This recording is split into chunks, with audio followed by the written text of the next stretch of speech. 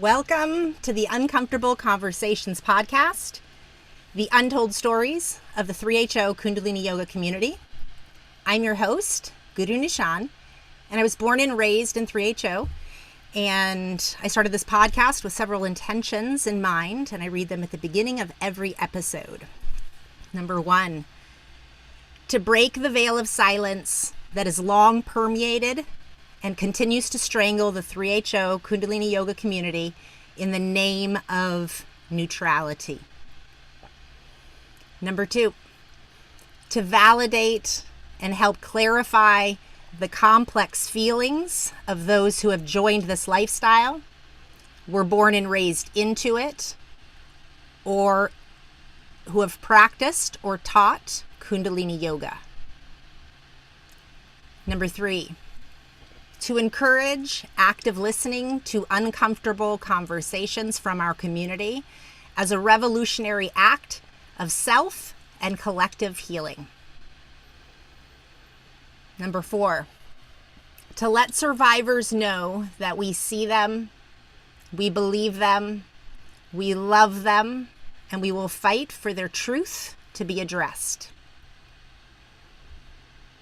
Number 5, to let teachers who are denying, gaslighting, or spiritually bypassing know that what they are doing is willfully ignorant and re-traumatizing victims. Number 6, to illuminate the inherent racism, homophobia, cultural appropriation, and exploitation that perpetuates the teachings, 3HO lifestyle, and overall community ethos. Number 7, to stop the perpetuation of gaslighting and victim shaming by naming it for what it is. Number 8, to dismantle internalized shame, guilt, toxic positivity, and light-washing mentality. Number 9, to honor all of the parts of ourselves that have been forgotten or silenced. Number 10, to honor each and every body that has come through our community, both named and unnamed. And number 11, to encourage people to do their own research, process their own emotions, get somatic therapy and other support and therapy as needed. Draw your own conclusions and be critical thinkers rather than just blindly follow anyone. Please remember that your story matters. Please share it when you're ready. We're here to listen and to support you. Today's guest is Nirancar. She's an artist and advocate for 3HO second generation adults. She lives in Oregon with her husband and 2 cats. Nirancar was born and raised in 3HO in the 70s. Her parents are the Guru Johns, who headed the Hartford, Connecticut ashram in the 70s and 80s. She has a big extended family in 3HO as well, including 2 aunts and uncles, 1 set of grandparents, 5 cousins, plus 1 aunt who's born into 3HO, as well as 2 sisters. Nirancar and her big sister were child swapped when they were 7 years old, sent to live in Ramdaspuri to live with strangers. In 1983, they got sent to India for boarding school, first to GNFC school and then GRD Academy, and also attended New Mexico Military Institute, which was a short-lived US-based school program for the 3HO kids. Nirancar left around 18 or 19 years old. In 2008, she started talking about her life growing up in 3HO through the blog Rishinaths, advocating for the openness and truth about the abuse we children experienced. The goal is for people to better understand how any seemingly innocuous seeker culture can lead toward totalitarian and abusive environments that can cause serious and lasting harm. I want to welcome you, Nirankar. It is such a privilege and honor to have you here. You've Hello. Thank been you a, for having me. It's an honor to be here. I say that I don't say that lightly. You've been speaking and being an advocate for truth and speaking to abusive experiences that have happened to you and that you know that have happened to others for a long time and long before there was a trend of talking about it, if we can call it that, you know. And so I want to just say that out loud. 2008, you started speaking out loud. And when you were 18 or 19, can you tell us what year that was? Is when you actually like left the Dharma and kind of like chose something else? Around 93, 94. 93. Okay. 94, yeah. So maybe I was 20. I don't know. Yeah. Mid So 90s, yeah, so I just thank you 90s for being era. here. I'm happy, excited to hear your voice here, and means a lot to me because you've been doing this a lot longer than I've had voice to it. You know, of course, I was doing my own awareness level stuff, but thank you for being here. Oh, Happy, I happy. appreciate that. It's a it's kind of a thankless job. It's not even I don't even know if it's a job I've had to evaluate many times in my over the past decade about what motivates me to write just to write, and it's very stream of consciousness. It's very hold on you cat you can see it in the background. But okay, so back to the point. I've had to really evaluate what drove me, what was my driving motivator for wanting to write, wanting to blog. One, it feels like a very like almost unfettered stream of consciousness kind of style way to just kind of plop stuff out on the page. I'm not saying I don't work on it and make sure things are written as well as I can, but it's certainly not like book quality or, it's just dumps, mind dumps. And I always kind of liked the format of the blog because people actually have to um, go to it. And it's not somewhere where you can it'll just show up in your feed. You have to kind of make one little effort to go away from Facebook and Instagram and whatnot. So I find that to be, even if it's just one little hurdle, it's still worth it to kind of keep that barrier, keep that boundary there. And it's almost like a one-way thing. So I don't have to get into arguments with people or argue about, or even talk semantically about what I'm saying, So You I know, I think just I've seen a couple other blogs out there too that have kind of done that as well. People from second generation, just a couple, but that it can be really, I actually recommend it. Even, a blog is free to start. Anybody can start one and anyone can say whatever they want. So, Yeah, so I mean, I think we're going to get into this because obviously this is a big area of your dimensional experience with 3HO and coming out and speaking about it. What I want to just kind of start by saying is just that being an advocate for speaking out about anything in regards to 3HO and Sikh Dharma and anything over the last number of years, you know, because of the intense culture of silence, to do that really is a lot, you know. And there's just, we know the history of ostracization and yeah, all of the evil making that happens through the kind of cliquish energy that we grew up in.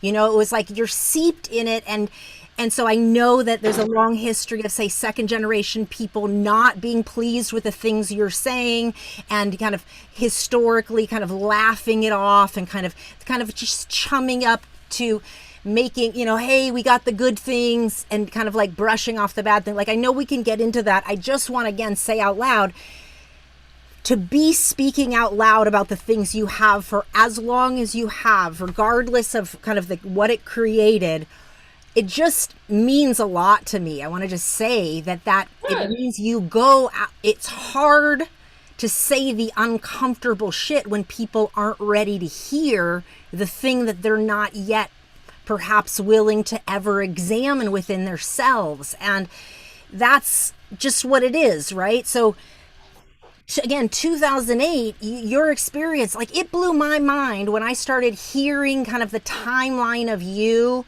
and your sisters. I knew who you were growing up, of course, like you were friends with Kieran and my, probably Joe, and like, of course I know as children, but I never had a negative. I was just like, I don't know your experience. When I heard the extent of your family, and like having generations in your family and grandparents and aunts and uncles, like, it put a whole different understanding for me of the view of what it must be like in your world to have grown up the way you did, because my experience in 3HO was so different. My parents operated differently than your parents, and so therefore your lived experience was different, even though we have crossover. So again, I just want to say that, like, hearing it in your bio, but then also I remember when all this came out in 2020, like, whoa, like, there's that. and I suppose it's been convenient for me to keep India Kids, Rishi Knots, to keep it kind of quiet, keep it rather more or less anonymous. I do think that there's a stigma to, there's a lot of ways that we can stigmatize each other. There's a lot of, let me call it residual patterning, residual adaptations that, that can kind of black sheep somebody or all that. The thing about that is I never saw myself as a black sheep while growing up, and I don't see myself that way now. I actually see myself in much more in terms of a mainstream participant in society, and the responsibilities that any active participant or citizen would take on for themselves. And it's hard because there's these little reminders, there's little nagging reminders that are like, you're not supposed to be doing this, you're gonna upset somebody, they're gonna judge you, they're gonna talk about you behind your back. You can almost feel the chitter chatter of the past happening in the back of your mind, and it's scary. It's very, like, alienating. It's very isolating to feel like, oh, did you hear? Oh, what they did?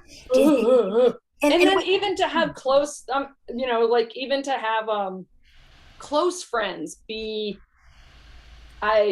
come forward and want to have these are close people who I'm close with, or close with, who I've been kept in touch with over the years, mostly people who were at GNFC in the same class as me or whatever, and then who kind of like left around the same time and remain friends. And then to have even that kind of trigger them, and them trigger me, and me trigger them, and it's like this back and forth like a seesaw.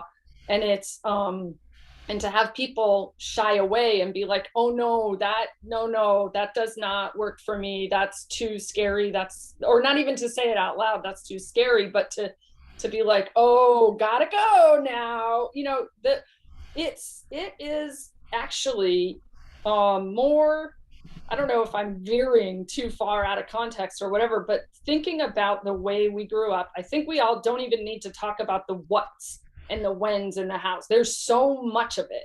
And so many people already have said so much, too much, not too much, more needs, there's still more, but there's like so much more. So much. And at the same time, to the hardest part is to use the words abuse or cult or things that seem that are like, wait, that was abuse? You know, that's really traumatizing. That's actually like um uh I have to cool off. I mean, it is trigger, it's re-traumatizing because the way our brains adapt to trauma and abuse and all that kind of stuff is to put it away, you know, as best as you can so that you can survive in the world and to build yourself Therefore, up. you're saying that we don't recognize it. We We don't did. see it as abuse because it's so much marinated in just the culture of the way that we are. We can't yet see it. And I so much It's appreciate this because it's it's so so hard to understand how it's normalized. It's like that is a really big leap yeah, of activism that you have to, and advocacy that you have to do for yourself to yes. say this was so deeply normalized that we didn't think anything, you know, we felt wrong in our bodies, we hurt, but we didn't it if is it normal to hurt? Is maybe it's normal to hurt, maybe I should be suffering, whatever, you know. Oh my God. Oh my God. I can't agree more. Like, Neuron Car, I literally have had the experience in my somatic body of realizing, oh, that's not love. I was told that was love, but it's Mm-hmm. not. That's Mm-mm. that's neglect. That's neglect. And then having to actually like feel that, and it's such it's such a twisted mind fuck. Yeah. And Spiritual abuse in this capacity is such a twist because it literally is opposite, and then we are literally abusing others through this marinated experience of outing others, like of pushing them, of making them less like projection, and mm-hmm. gaslighting becomes a normal spiritual communication system. You And know, I it's didn't I think I first learned what gaslighting is in maybe about 10 years ago. And I didn't even see the movie Gaslighting until last year. Gaslight, sorry, it's called Gaslight. I haven't heard of it. I haven't seen it. Ingrid Bergman. Oh my God, everybody needs to watch this movie. It is what where the term came from, gaslighting. And it's and then, you know, I'm first like noticing, okay, what is gaslighting? Wait, is that gaslighting? Is that gaslighting?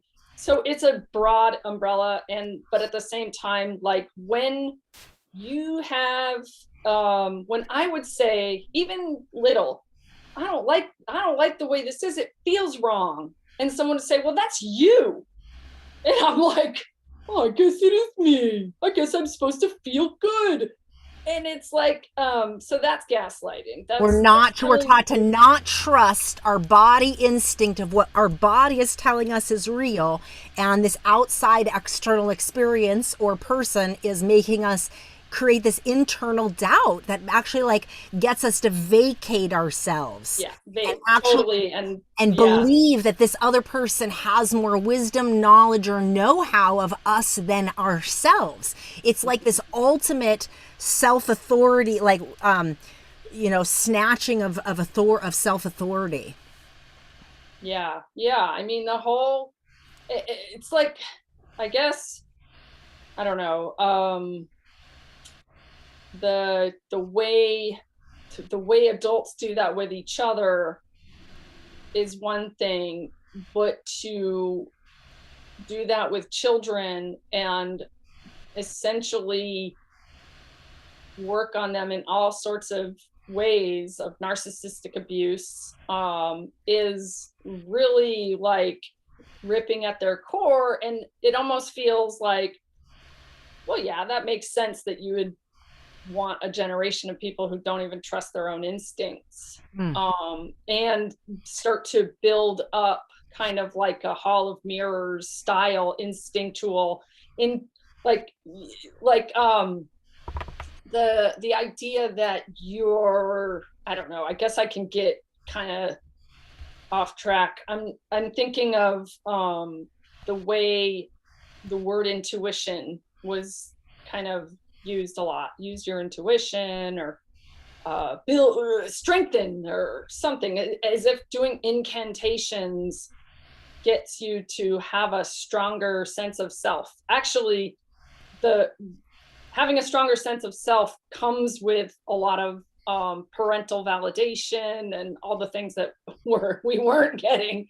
So I think I'm speaking on a very general sense to try not to, like, I don't know. I hope it's not veering, but Well, thinking about that, just having a conversation around so lack many of autonomy. examples I think that we can grab onto of ways that practices, lifestyle habits, things that we generally want to classify as really good, disciplined, beautiful spiritual practices or religious practices, or name them whatever the fuck you want, but that what they're actually doing is strong holding your capacity to feel yourself. Yeah, yeah. And that's it's an ultimate gaslight. It's like Yeah. we've been marinated in the experience of using all this amazing wisdom that's been called this wisdom, when really it's been a bunch of coagulated, semi-fragmented truths robbed from real truths, put into a housing system and given ourselves an identity. And if we're not Or willing to wait, not, examine that identity, I mean, and this is where this is where I might say, wait a minute, robbed from real truths? There are no real, it's like, it's history, it's culture, it's tradition, it's thousands of years of people making stuff up. No, that's just part of history that is ugly for the most part, and and complicated, and like messy and war torn and bloody and murderous and full of, no, I mean, it's like, I guess this is where I kind of want to take it to, is like, I or not just thinking of that, thinking about tradition, culture, history, art, humanities. This is what gave me my foundation for understanding what truth is. And I don't, so I say that with a really like huge grain of salt, because I actually don't claim there is any, but also I do know about what it takes to understand how, like, because I went to art school in the back when I left, I went to art school, then I married an artist, and all my friends are artists, all like, and I think that I've spent my whole life, this is kind of fast forward maybe almost to the reason for writing, I've spent my whole life studying art and art history. Everywhere I go, everything I do involves studying art and art history. And probably being able to go to Europe, maybe when I was in my 20s, back in maybe 20 years ago, seeing as much as we possibly could through Italy, France, and the Netherlands, and kind of that being one of the ways that I started to understand how everything is borrowed, how old is new, new is like, how old art history is still relatively modern art history, and how it, a lot of the stuff we were taught as fact, even all those stories of martyrdom and all those iconic figures of gurus and stuff like that are very much part of the trajectory of civilizations borrowing from one another. And I'm getting a little esoteric, but so I So think the there point is I was no, just trying to to make me, is that he was appropriating from all sorts of places. yeah. We don't have to get into words like Which we're truth. also appropriating From from other all sorts of places, sure, because places. that is his history, right? But I guess that we're creating a new identity from all of these things. And so as you start to break open or speak out loud to say, hey, that's actually not the case. Historically, we can see that those people were made to be evil. Oh, how can you speak out against blah, blah, blah? So we might be Hmm. in different standing points in terms of like our viewpoints of truth and the wisdom and all Yeah, these yeah, types of things, but I guess I want to stay on point around yeah. what does it mean to grow up in a culture that basically says this is the way, and then you get to a point and you realize that's not the way. In fact, not only is that not the way, that's abuse. And so to Yeah. be able to stand in that place, and you started doing that a long time ago. For me, I did that too, but I did it more like I thought parts of it were good and other parts weren't. Meaning, I thought, okay, there's infidelity, there's hypocrisy, that's all religions, most people. So I kind of People are recon- messy. I Everybody fucks reconciled, up. right? I was reconciling, but I really did think and held for most of my adult life this kind of sense of reverence that what we got was something good. And now I really, and over many years of my own personal healing, but when I really saw it in 2020, I really saw the level of cult and abuse manipulation. All the healing work I had done, I didn't understand the extent of indoctrination I was living under that literally felt like indoctrination, like hooking into my own consciousness. Because if you grow up in a sphere of consciousness, how are you going to see it any other way until that gets cracked? And it's so that it's when it comes to, and that's indoctrination basically. But and so I am somebody who totally thinks, I'm like, no, I'm an atheist, I don't believe in any of it, I'm not new agey, I'm, my feet are firmly planted on the, the earth, and I'm here on planet earth with everybody else, and I'm of a very, I'm boring in that way. Nothing is romanticized or whatever, but I accept too that we all, no matter where we're at, have a level of indoctrination that might be, sadly, might just be part of who we are as a way to survive and function in the world.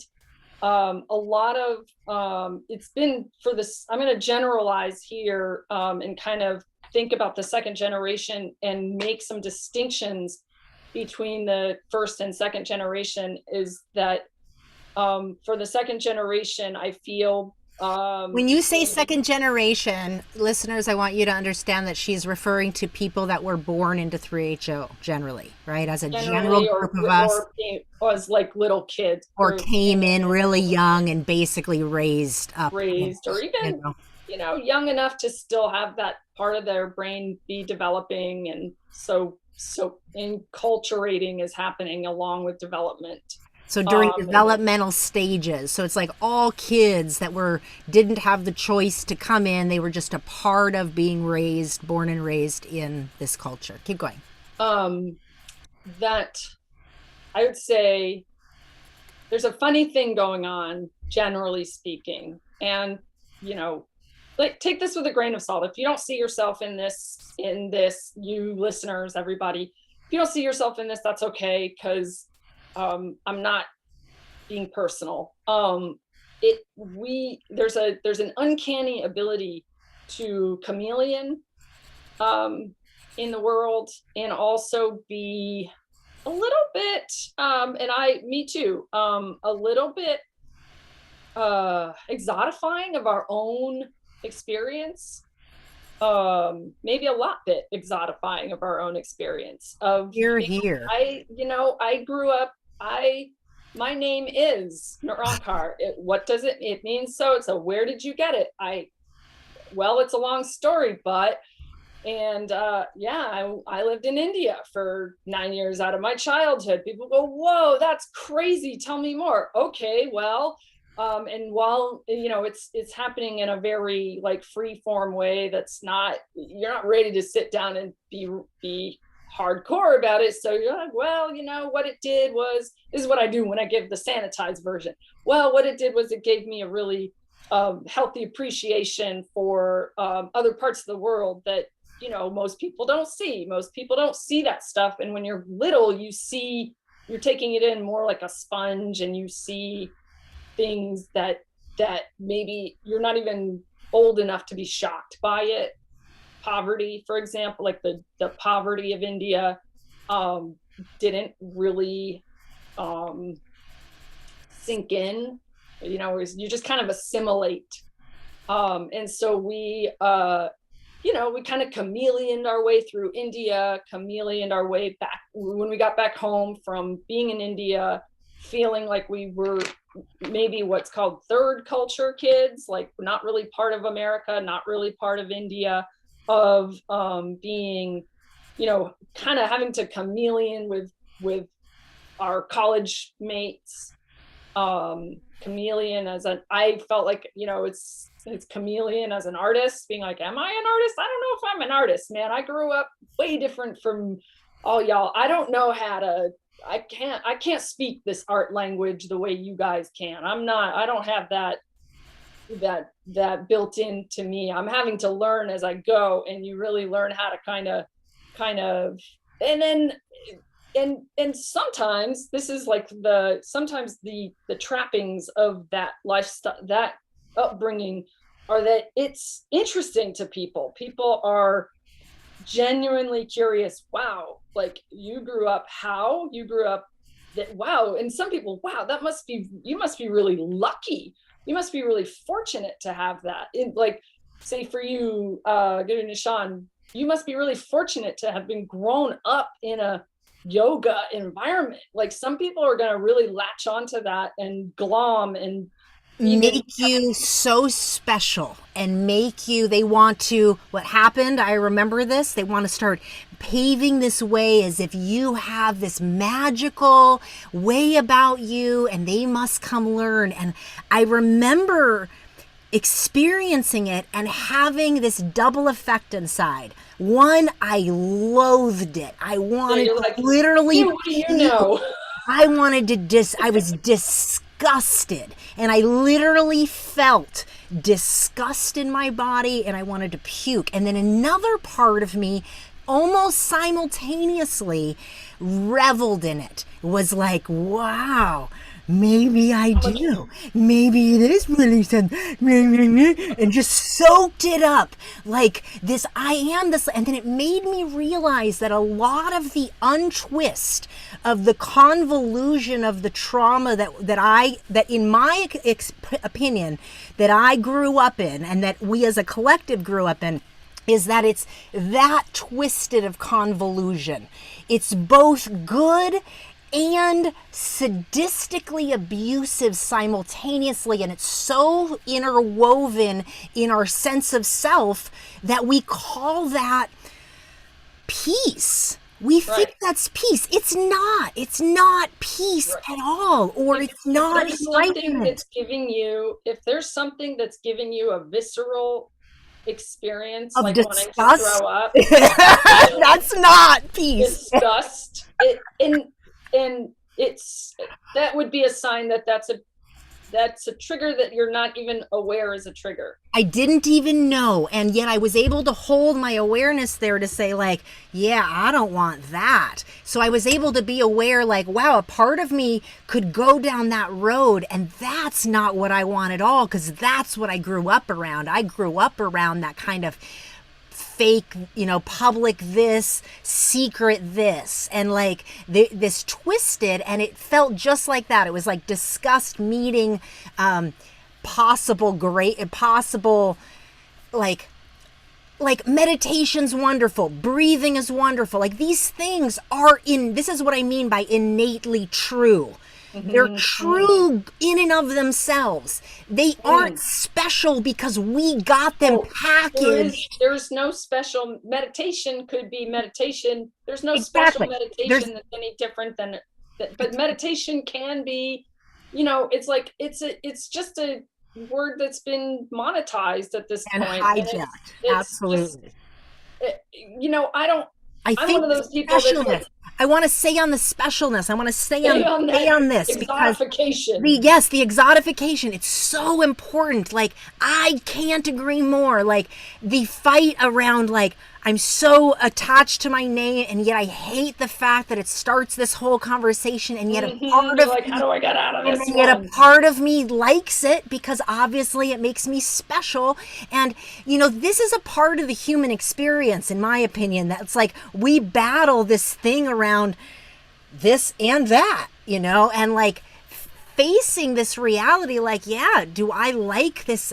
Am I unconsciously really fed on the exotification of where I come from, even though I also know there's a lot of baggage here. So we don't deal with the dark stuff because we just kind of gleam on to kind of what we want to hold as good Yeah, and true. And right. that Yeah. includes the exotification of it. Kind of, yes, going around the world, having relationships around the world, being able to see places, having experiences that we wouldn't have had if we just grew up as an average American, so to speak, right? I know I have fed most my life on those things. Yeah, me too. I mean, I definitely can say I feel like, you know how I was saying I everywhere I go I look at art. Everywhere I go to museums. I try to do as much as I possibly can. In and there's a lot I still haven't seen, but what happened in the beginning, which I still am, still have to work on all the time. It's something to that I had India as my almost my traveling frame of reference. And so I was like, dude, I got this. I can go anywhere and I can sit on any delayed train for any amount of time and not lose my mind because that's been happening. But a huge, like almost bringing this is what I'm kind of realizing with COVID because I haven't had to gotten to travel for 18 months. Or go to museums a whole lot or do what I do, and which isn't a lot. It's not like me and Pete are out there traveling all the time. We're not like globetrotters or anything, but like the the I in the early I'm looking back and I'm kind of reflecting saying, yeah, I think when I first went to Europe that time 20 years ago, I brought to it my preconceived notions of what I should what it should be, what how I would get on in a place like Europe without speaking the language very well, without, knowing a whole lot. Really, when we were growing up, like one of the things that has been difficult being an artist is that we didn't learn Bible stories. We didn't learn Christianity. We didn't really learn much about Western culture, No. Western civilization at all. And so it is more so I was like ascribing some of my preconceived notions about otherness, which is something we had to become very adept at in to recognize otherness and recognize that in ourselves, and then to also be able to assimilate and chameleon Oh, the fast. chameleon. I just want to say that chameleon. I have always been an expert chameleon. I think it's a symptom of our culture, and Yeah, and yeah, we don't even know it, and it's so fascinating yeah. for you to And name we it. were so it was almost like we were miniature, we were feral, but we were like these little experts at pretend.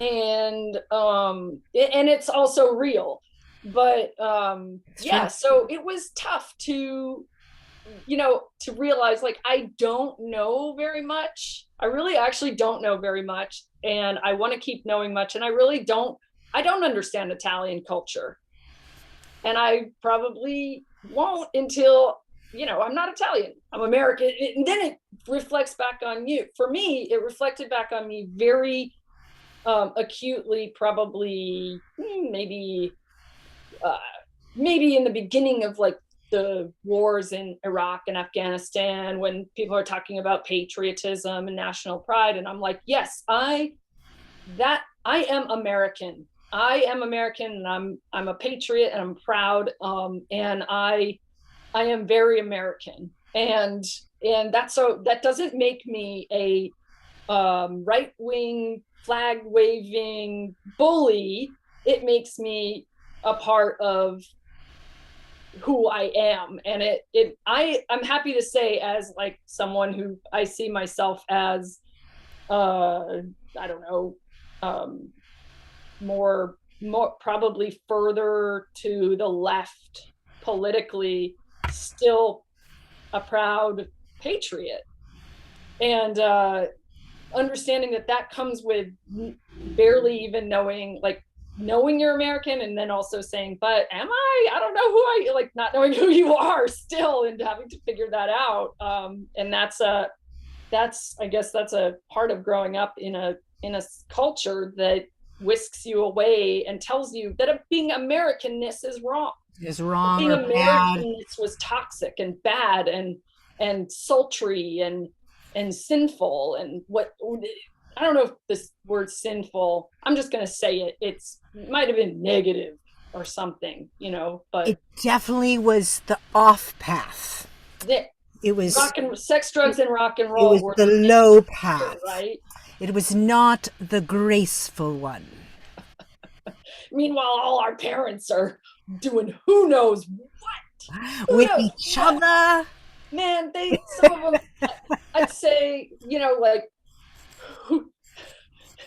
they were calling Yogi Bhajan the Harvey Weinstein of yoga. I'm like, nah, he's the R. Kelly of yoga. Yeah.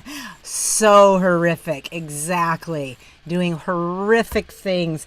And, one of the things that's bothering me in language that I'm seeing kind of as in swirling is just kind of like this language like of, I'll say like of the first generation clan of crew people who chose to come into the community at whatever stage they chose, kind of using this language of, like, I can't believe, YB did these things, as if they're a stage removed, as if it's only about who YB did something to, as opposed to an entire culture that created adaptations of literal complex PTSD in all of the children born in. And it's like, hello, you are as responsible. Yes. You and first generation and all the yoga students and every one of you that wants to keep saying the technology is so special.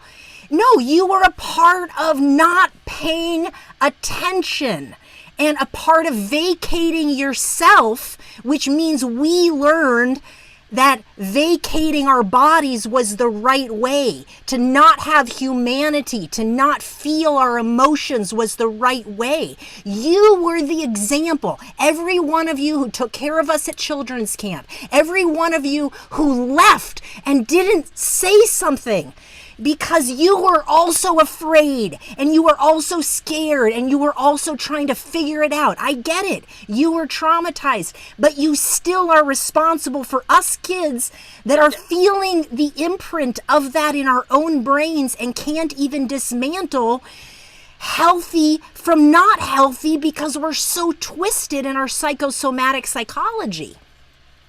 Yeah. Or we're love starved too. Let's just say that That's out good. loud. We, a 6-year-old on their own in a boarding school is not getting love and affection. And the idea that not getting affection was not seen as a problem. I mean, I'll probably cry at the end of this or something, because that's what makes me break down. That's what makes me suffer inside is the idea that no hugs, no kisses, no tucked in at night, no combing hair, no braids, none of that, no effect. And not when you like, science has established that affection is crucial to development, and there was no affection. Now let me say, we showed each other, we still do in our own weird way, but we showed each other affection as children because we were oftentimes, which is what children kind of do, is hug and wrestle and snuggle and mess around with each other's hair and heads, and even beating up is kind of a weird way of having bodily contact. It's like anything corporeal kids kind of do automatically, but we, even just like the little back massages that were going on, especially it was usually like in the girls' school. There was, I'm not saying we were all like this, like not touchy-feely at all, but like, like having affection from your parental figure. I don't even think a surrogate showing you affection means as much as a actual parent or family, like a grandparent or a parent or anything like that. And so like, and we didn't get that either. There were surrogates. They were cold. They were ice cold. And so there wasn't, especially for me, I was like, oh hell no. But that was seen as, I don't know, I think good. I actually think positive, like it was seen as a positive. Yes, it was framed as somebody of affection, not to mention health, food, education, and then piling on all the phony baloney, pseudoscience, new age nonsense that goes with it, is in lieu of, if you just sit straight with your spine straight and breathe really hard, it'll be like getting a hug or something. It's like, no, we are mammals, we are animals, and we require corporeal, affection, loving, kind, compassionate touch. So the fact that that alone was normalized is pretty demented and twisted and fucked. Sorry. Oh, okay, I just went on a rant. It's okay. It's good. I mean, you went to a childhood place too, because you were child swapped, as you spoke of, and then you went to school at GNFC and GRD. I mean, these are the early schools. And because there was this early cultural silence and all this went on early, but for so many decades, there's been no outlet. Those who left and had their experience and kind of left people to just carry on in the culture, and almost to the thing like, hey, do whatever you want. I'm just going to go on my spiritual path over here. And almost what my experience is like, that's almost a part of the indoctrination too, a bit, is like, I'm a soul, you're a soul, choose what you want, I'll choose what I want. And no, we're talking about abuse. And so, but what do you do, right? Like, I see. Are you talking about like the current state of things where it's just like, hey, you do your thing, I'm gonna keep doing South Korea because it that's happening now, but it's always happened. What I'm saying is like, it just becomes a normalized kind of part of the spiritual lingo that's used to not name abuse, to not name it for what it is, and you're calling out, like you're saying, no, affection, touch, these things are necessary. And yes, as much as you want to glean all this good from all the years of neglect, it's time to start naming it neglect and recognizing symptoms. Because in my body, I didn't recognize symptoms that were in plain sight because I had been so trained not to call it that. Well, those symptoms are really, really dysregulating. It's dysregulating. It's not healthy to our nervous system, even though we've been trained this is healthy to our nervous system. No. Have you actually felt what your body is doing? Not what you've been told it's doing, but what it's actually doing. And that's what I hear you're saying. I mean, I'm just saying, you speak to this, like you bring it down to earth and you're like, no. And that is not, there is something seriously wrong with this picture and we need to address name it. And it's really in the room.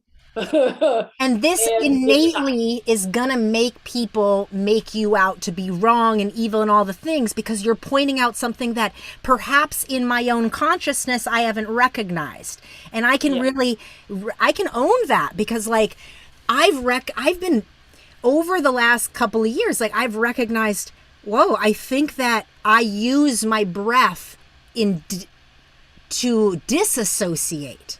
And I was trained that way. And it was so interesting how I can use deep breathing to actually not feel what's going on. And that's very, I think, cultural. That's not unique to me, but I don't know. I'm just saying, I think the way you're talking, it helps me to see differently a little bit, because it helps me like pierce the veil to say, what if things that I've always contexted as really great, what if I stand from that point of view, and it allows us to see something beyond what we might have been trained to name it as.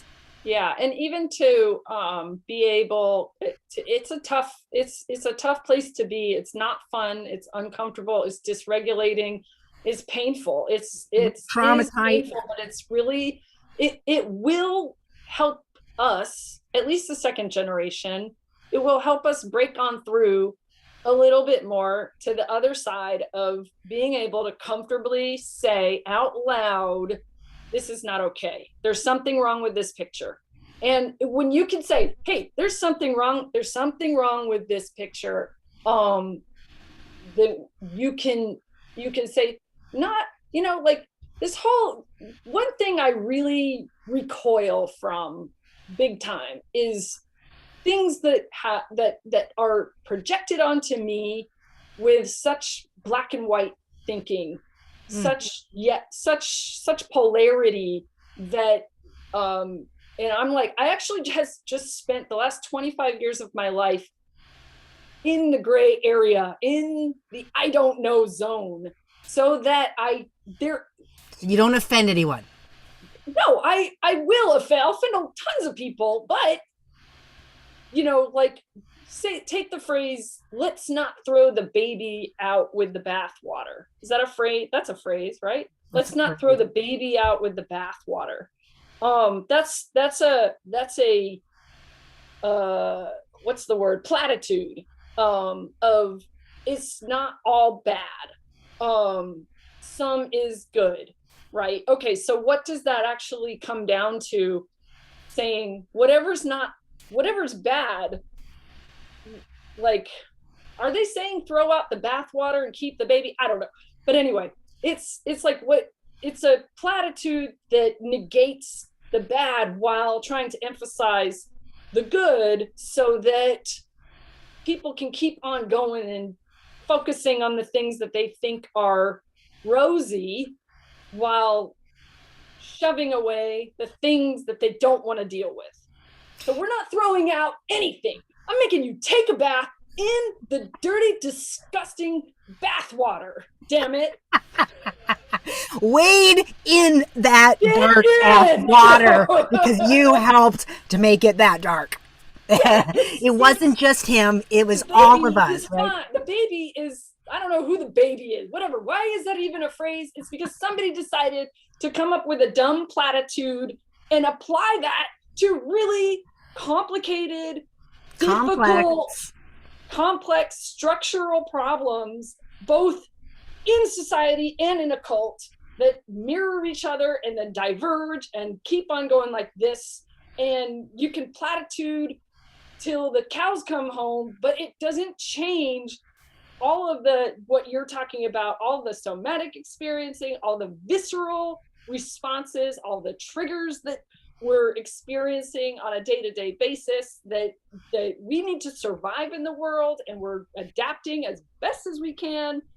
And so for me, when I hear platitudes and when I hear equivocating and I hear spiritual bypassing, my window of tolerance is here, and it goes to about here. And I want to rip someone a new one, because I've spent 25 years trying to open my mind, Yes. not close it. And opening my mind has come with accepting that things are hard and things are bad, but that it doesn't make it okay to abuse somebody. You know, when they say like life isn't perfect, stuff like that. Oh, so that made it okay? What the fuck are you saying? Yeah, like what? Yeah, exactly. I'm with a woman. A woman. I heard that. And let's not focus on the past. Did you even try for 1 second to think about what you did yesterday? Like I literally dropped my ass into Espanola right after NIMI. And look at me, I'm loud, I'm open, I'm vocal. I'm like, don't expect me to listen to you when I haven't been around you for the last 10 years, to my parents and my family.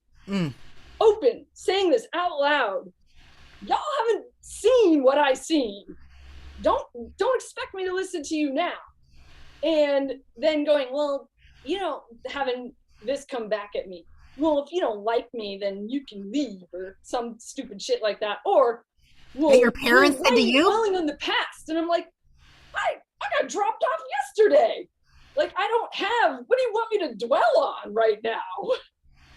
This is your parents said to you when you got back from India? Yeah. That let's not dwell on the past started like as soon as we got home.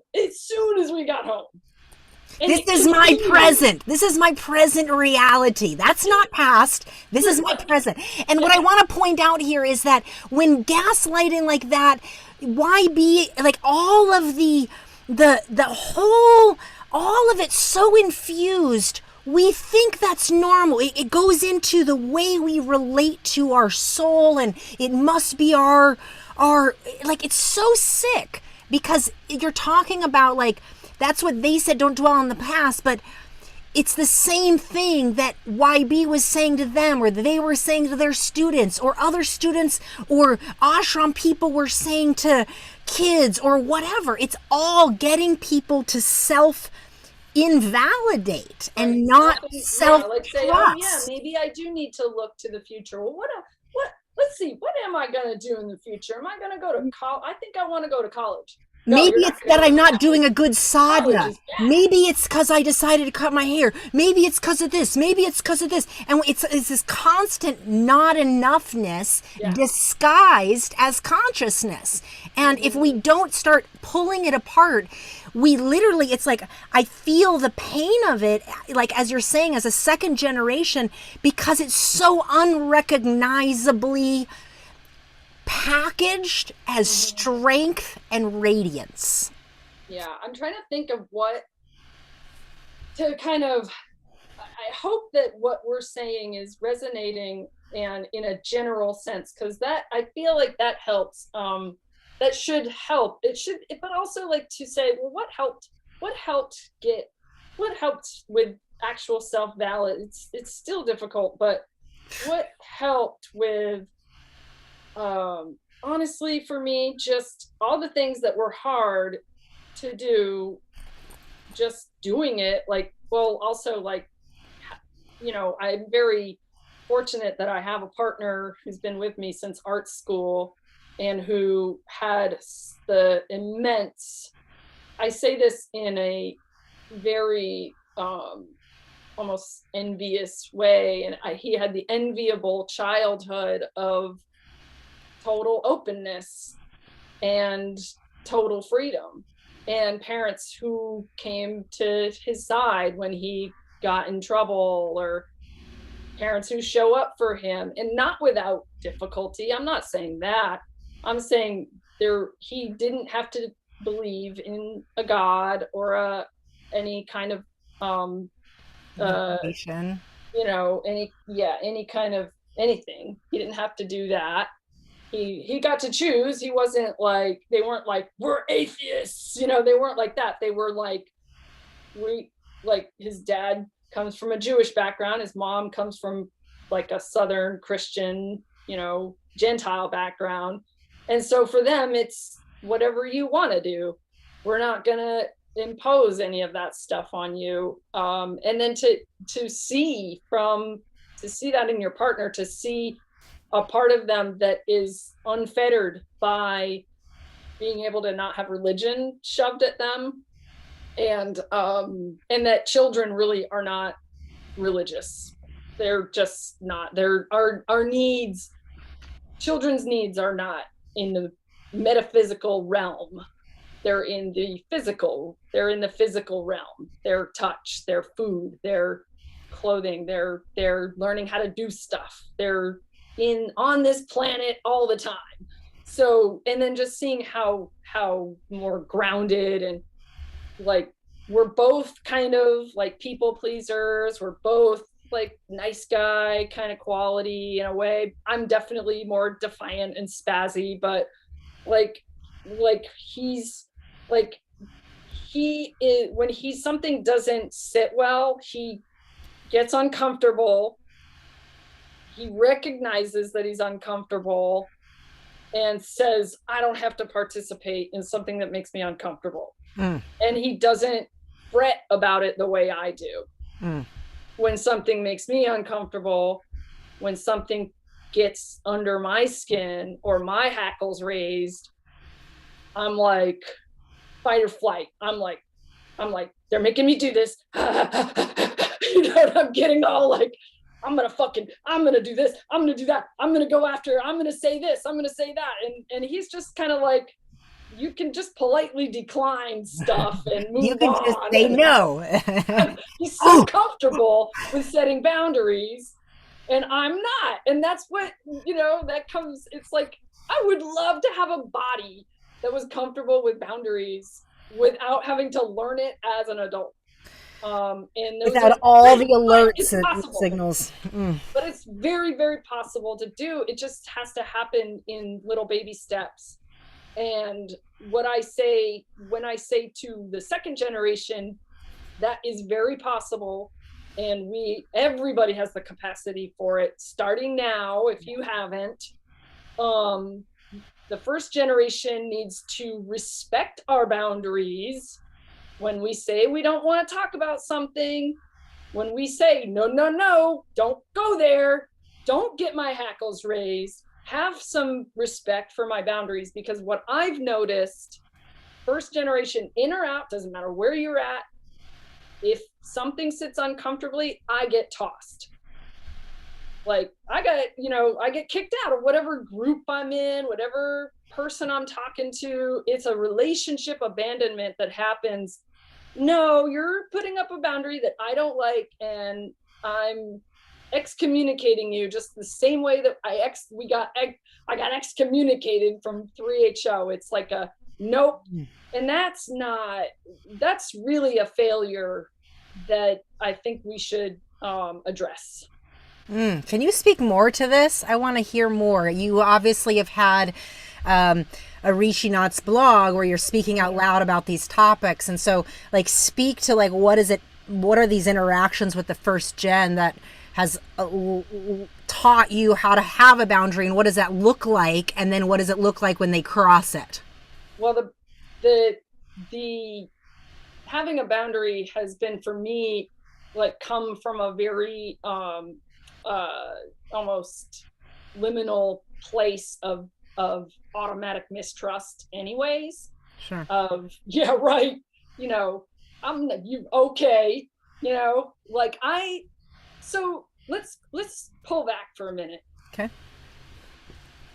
As children, we were feral. I'm just going to use that word because that's how it looks to normal society or whatever. We were on our own. We were at camps for 8 weeks. That's a really long time for little kids to be away from their parents. So it started with being at these extended camps up in Ramdas Puri. Then the child swapping between different families, put you on your own essentially. Most people weren't cared for in that situation.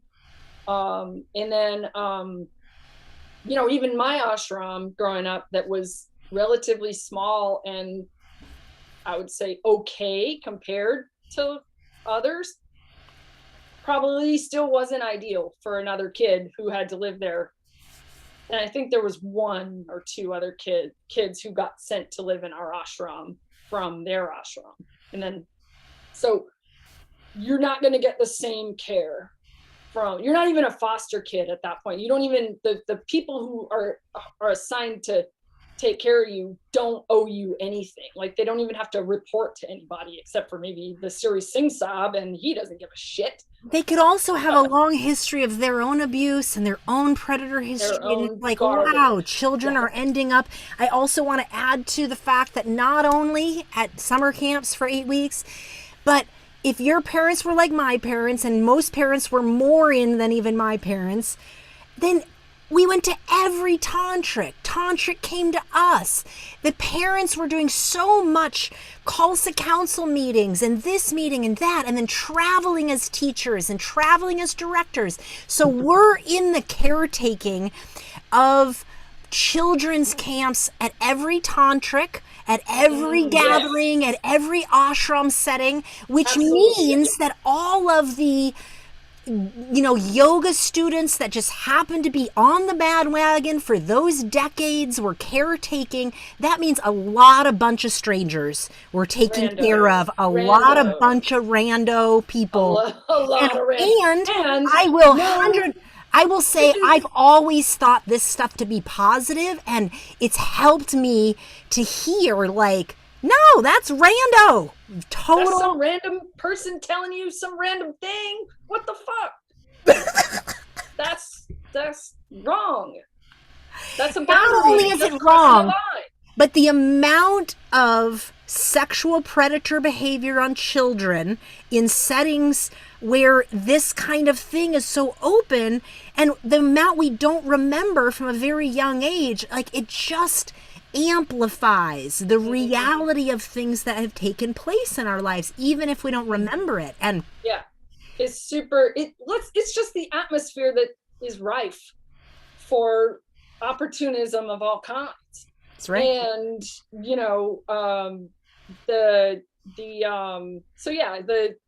the fact that we were shuttled off when our parents were meditating is another part of neglect and being feral, being left to your own devices for way too long, and being left unattended for way too long. And then India, like camps. So now India is this, it's somewhat the boogeyman scapegoat. Well, India, obviously we were gone for 9 months out of the year. We were in a boarding school, and some of us were really, really tiny. Now they upped the age, I think, but still it's way too, none of it's okay. I'm not going to say any of it's okay.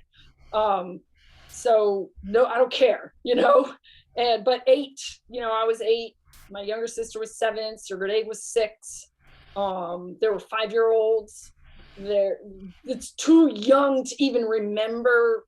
It's like before people even learned how to read, they were being shipped off on a plane by themselves to a country that did not see them as people having rights.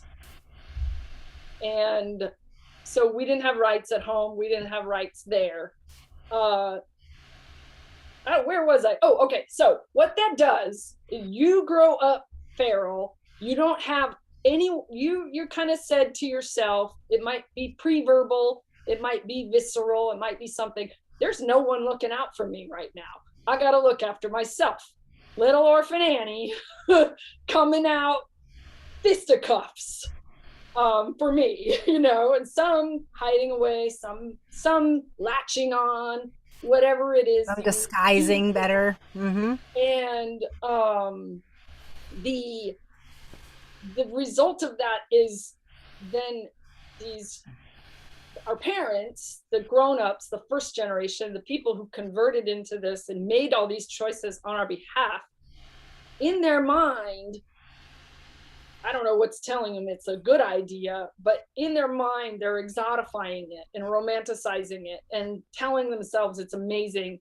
And so to them, maybe they think we owe them a lot of respect for making these decisions on our behalf. And they're saying, well, we did this for you. And in our hearts, in our guts, we're saying, I don't like you anymore. I love you. I want your affection. I love you. I love you so much. I can't, it hurts, but I don't really like you. And I definitely don't respect you, And so with that gut feeling of not respecting your own parents, because you saw that abandonment, you experienced that abandonment early on, and it continued. Well, it continues into adulthood. It continues through college. It continues on. The double whammy with that is that Yogi Bhajan himself was pulling the kids aside, and these, you can find it all in the Library of Teachings, people. This is not me remembering. This is there. It's all for you. For anybody who wants to look at it, they can see it. It's all up front and in the open. It's telling parents that they're not good enough, they're not smart enough, they're super crazy and inept, and your kids don't love you. There is literally something in the Library of Teachings that says there's no way your kids will love you. Meanwhile, us kids are like, we love you so much, we don't even know how to express that. And so he's pulling the kids aside. You remember when we were like, there's Library Teachings, you can go back and look at it, pulling teenagers aside and having teenager only talks and telling the teenagers, listen to me, don't listen to your parents, listen to me, don't listen to your parents, listen to me, over and over, and reinforcing our insecurities around the lack of attachment that we have with our parents, that we deeply still yearn for. There's always going to be that longing, but the attachment is gone. And he's saying, don't listen to them, don't listen to yourselves. And it really fucked with our heads. I'm sorry. So then rebuilding any kind of attachment as an adult relationship, where we're sitting here struggling to say, here's why things are the way they are. Here's why we don't want to listen right now. Here's why you need to listen. When that gets met with, nope, gotta go, you're out of here, man. Like getting kicked off of Beyond the Cage for saying, no, you're going to listen to me right now. That's just where I'm talking about how when you try to assert that boundary, there's already such a loss of opportunity that has been missed and missed again and missed again and missed again and missed again, that now, I don't know, it's just a travesty, a tragedy, actually. It's so that's kind of where we're at today, where we're seeing like, no, we've been hardened, kind of. And so for us, reading, looking at something where someone's like, I took the blinders off, you're like, good for you, now fucking live on planet Earth with the rest of us. And not only that, but start to feel my pain. You don't get to just be like hanging out in a group of other people like you getting praised for suddenly waking up to the brain stupor that you've been in for 50 years.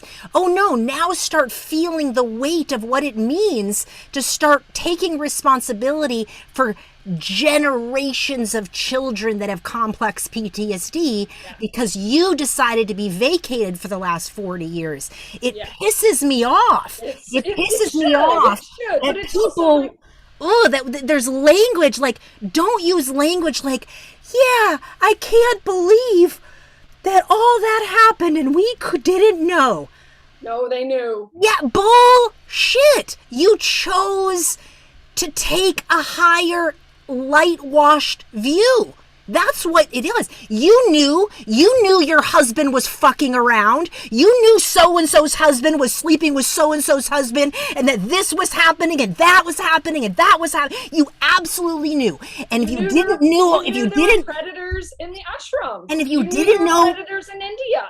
You knew. And if you didn't know, you were too busy reading some scripture to actually feel what was happening right next door when the director of your ashram was sleeping with the new yoga student. You know it was happening, but you don't remember because your consciousness has been so fragmented for so long. It's not enough. That's possible. I mean, and it's like not enough.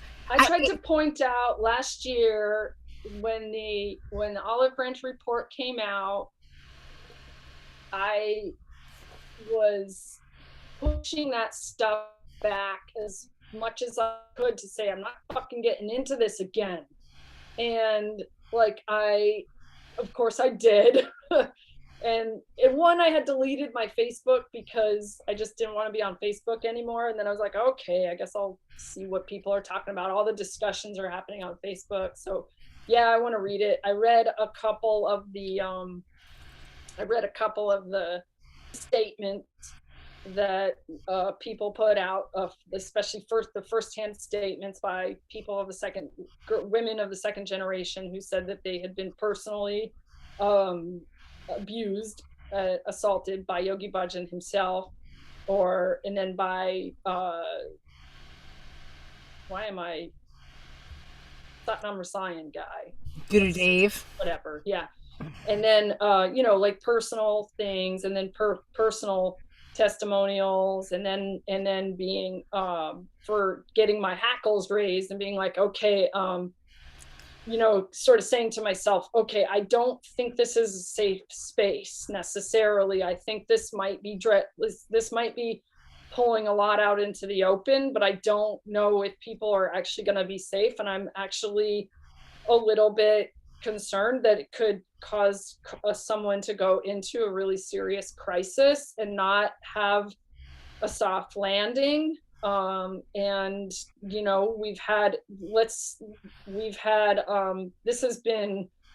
it's been really weird to be away and not in 3HO, but knowing some people still, and then did you hear this happen? Did you hear that happen? Did you hear so-and-so took his life? This kid took his life. There's been this person had a psychotic episode break, an episode. This person, when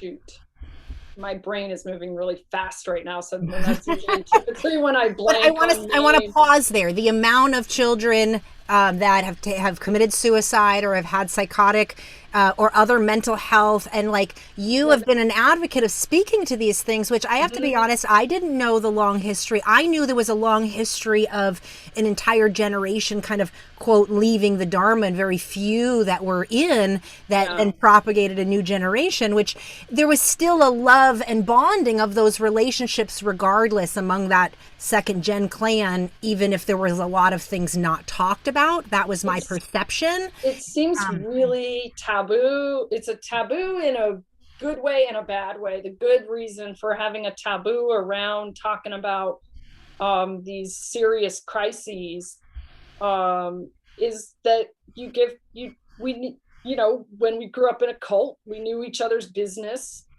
all the time. Everybody knew what was going on with each other. And for someone to truly heal, they need space.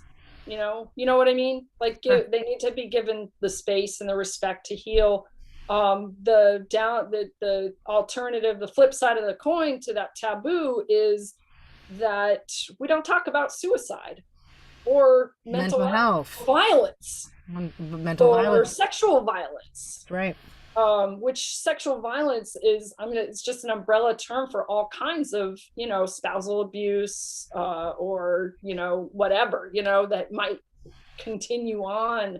You had somebody on your podcast who talked about her own kind of spousal abuse having to do with a second gen person. Right. And how just normal it is, kind of like this kind of culture of, I was a little astounded by hearing a few of those episodes, because it brought me back to like what my mom would refer to back in 1970 something as the good old boys club, kind of like this like chumming it up energy of like, I'm so holy, my cock's so holy, whoever I put it in, I'm healing them. And I'm like, oh my God.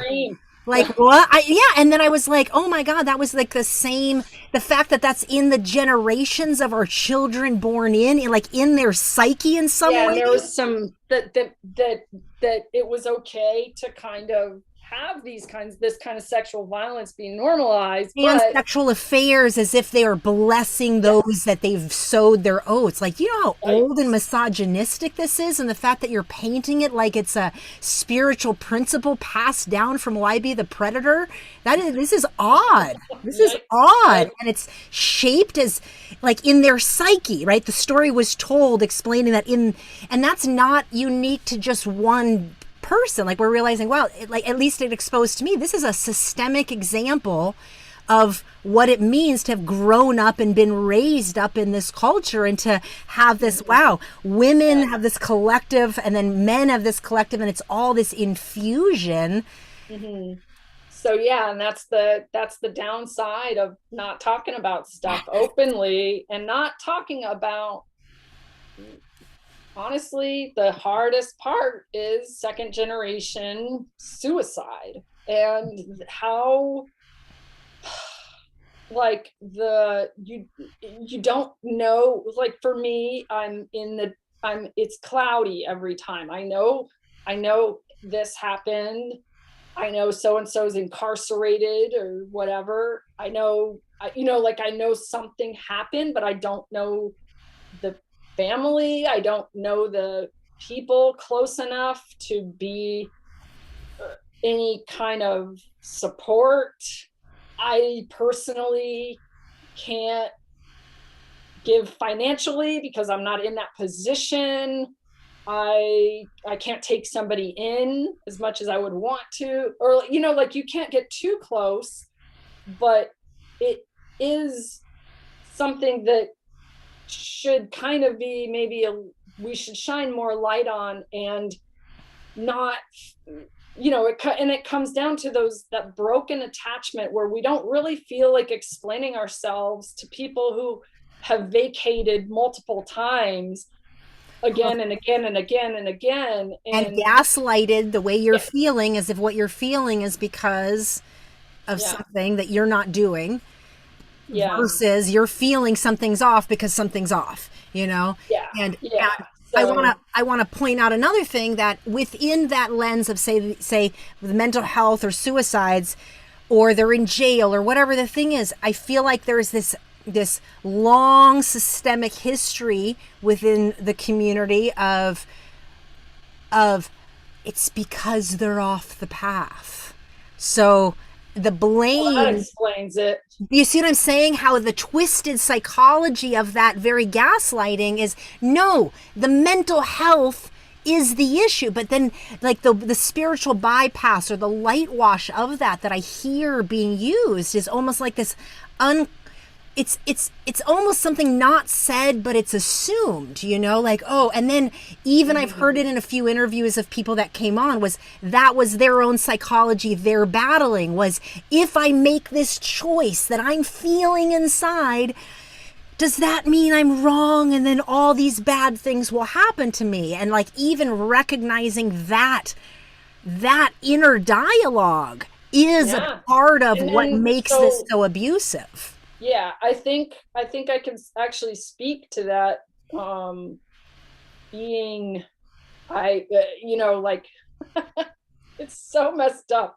There's such a a very cruel part of that being the blogger and being someone who's posted on Facebook that had started an argument or whatever, pushed back hard or whatever. In the past, I was literally someone in my own family literally took the time out of their day to tell me I was crazy. Crazy, you're crazy. So I'm like, okay, well, and I'm so I don't know how to respond to that. Also, like right now, I'm like trying to do this in the most trauma informed way possible, and the most inclusive of neurodiversity as possible. Yeah, when I respond to some of these things, I'm like, how can I be as trauma informed here? Yeah, I'm going to keep it trauma informed, but and state my mind. I don't have a mental illness. I am of sound mind. Yes, I don't consider, well, like, let's just say if complex PTSD is a mental health disorder, I have that, but that's not mental illness. That's developmental, like that's trauma. That's early childhood trauma. That's what that is. Early childhood trauma. Let's compartmentalize here. I can articulate my thoughts. I know where I am morally. I am not crazy, but I also think when somebody takes the time out of their day, no matter who you are, I don't care. I mean, I've probably done it myself. When you say you're crazy, they're crazy, they're batshit, they're off the path, they don't know, they're ignorant or whatever. That's also cruel because you're basically saying, especially to somebody who was born and raised in this environment, you're saying you're not one of us anymore. You're out. And because you're out, you lost or whatever. You just don't see you don't see the truth the way I see the truth. And I'm gonna ostracize, I'm gonna disparage you for that instead of show compassion. So the whole adage of that we all heard over and over again, you're going to be nothing but a drug addict, prostitute lying in the gutter. You know, in a compassionate society, we take care of drug addict, prostitutes lying in the gutter. We pick them up, we lift them up, and we give them what they need. We give them love, we give them support. We treat them like they are human beings, like everybody else. And so just to do it, it's cruelty. It's just more ways of people being dickheads to one another and saying, I'm trying to instill fear. It's making me uncomfortable, and I'm going to call you names. And I'm going to wield my power in whatever way I can to not include you anymore or to make you not a part of this conversation. Mm-hmm. Yeah. I mean, it took me a while to kind of realize, like, first I'm like, God, they hate me so much, you know, like, oh, they're so what do I do or I gotta hide, I have to run, I shouldn't say anything, nobody wants to hear it anyways, then realizing like it's not uncompassionate to speak openly. It's not harming, it's the opposite. It's helpful to be clear, to be direct, to show a boundary, or to say this is the boundary, and you come to the table, like say to first generation people, if you're going to come to the table to take responsibility, then we can talk. But I am not going to just let you unburden yourself on me and then do what you've done my whole childhood, who are your parents? Tell me who your parents are. And stuff like that. Like they did that to me this summer. There was people demanding to know, they know who my parents are. So weird. They did that to us when we were kids. I mean, Everybody's identified. This experience. It was a broad thing. Someone marching right up to you saying, "Who's your dad?" I don't know.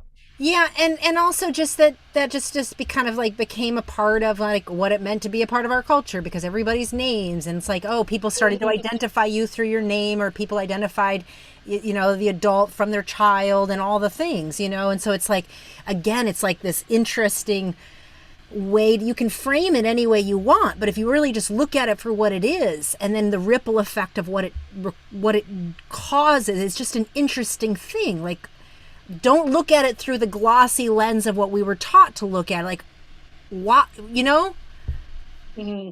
Well, it's true. It comes back to that visceral, tapping into that visceral feeling. Did you feel comfortable when somebody walked right up to you and told you, tell me who your parents are? No kid wants to do that. That's not for us. Or that nobody knows you and their needs. Or they don't know you, they only know you through who somebody else is. But then they're not taking the time to get to know you, because how many snap judgments were made about a kid because some other adult didn't like your parents, and they projected their irritation or their antipathy towards your parents onto you, which is how this stuff goes, because it's so ill-informed. Oh my God, so true. Like, oh yeah, you can't marry my person, you can't marry my daughter because your dad is such and such, right? And then suddenly, oh Lord, like, just like the amount of soap opera drama behind the scenes with this, like, with this projection of like, of purity is just astounding to me. I mean, it's always been astounding, but knowing the level of sadistic abuse that has been there the whole time adds like a new layer of icing to that level of it's beyond hypocrisy, right? Yeah. It's plain horrible. It just illustrates that children were not there to have their needs met ever. That we were there to fulfill other people's needs. And so that's the boundary that I'm asking the second generation to make right now. We are not fulfilling our parent. We are not here to fulfill their needs. We have needs, or I have needs. I'll speak for myself. I have needs. I'm not here to fulfill my parents' needs. And I haven't for a very long time. I also think when we do get, I'm not here to fulfill people's needs who are still in 3HO in second generation. I'm not here to placate whatever is keeping you or whoever from, again, planting your feet firmly on the ground and living here on planet Earth with everybody else. It needs to be more, I guess I'm sounding very vague and kind of. Yeah, I wish you had an example, because like, for instance, like you told me a story once, something about like, as a blogger, like you would write different things and then how you would get letters. Like, give us an example of like, oh yeah, what does it mean when a first gen is crossing your boundaries or using you as emotional support or something? Okay, like that? So early on in my blog, I got an email from someone. I can read the email or I could just paraphrase it. Well, I want to pause and just explain to listeners that what we're talking about, just like on a much grander scheme, is enmeshment and codependency at its finest. And so when you have a long history of, I consider our community quite incestuous, even though we weren't actually blood relative, the incestuous nature of not getting our needs met, and yet that being disguised as love, compassion. When you're in a community where we're not actually getting basic food, touch, social, certain levels of attachment needs being met, and it's simultaneously called consciousness, enlightenment, purity, the highest path, the technology. These things are so psychosomatically twisted that your body actually registers deep neglect as nourishing. And so we don't recognize it. We don't recognize it. And so we actually internalize it. And so we create very deep levels of self-sabotage and neglect that we don't even recognize. We call, like, I will own that as like levels of discipline for me. Of certain things would show up as something I thought was really good. And then I realized, oh my God, this just is not. And so enmeshment and codependency can seem really good because it seems like support and unconditional love and options. And it seems like all these things. But when it's seductive. When you really start feeling the somatic, what she's saying, put your feet on the ground experience, and you start really naming it and you get more trauma informed, you can actually like pull apart like why this is actually not good at all. It's just whatever you're saying to me, whatever this is not helpful. Right. It's not helpful to approach your kids and tell them that you had a vision. So, and to supersede your vision's value more than what your child is communicating they need to you. Right. And that so over and over. Yeah. So she's going to read an example. That's the essence of this. So what I would get, so the different types of emails, I actually don't get a lot. People don't, it's low key. I would say everything is low key. It's all very, it's very manageable. I've gotten, of the categories of email I've gotten in my private inbox, I've gotten so nothing from people at 3HO, nothing, like zero, zilch, nothing, which is perfectly fine by me. I've also gotten, except for a few people, I've gotten pushback from other second gens who it makes them uncomfortable and they don't think what I'm doing is right, or that I'm simply wrong or crazy or whatever. Or I've been called a bigot. I'm not a bigot, but I've been called a bigot by other second generational people. By taking a firm stance, that's considered bigotry somehow. Anyway, well, you're taking a firm stance. Yeah, but let's also qualify. You're taking a firm stance on things, which I want to just honor, because to take a firm stance where a bunch of other people are taking a middle of the road stance, if this happens, then this. Yeah. It's going back to that black and white. Like when you stand on a side, there's a stake in the ground, and there's a truth and a power to that I want to just say. It takes courage to come from where we come from and choose anything more than this space that everything can exist simultaneously. And that's not a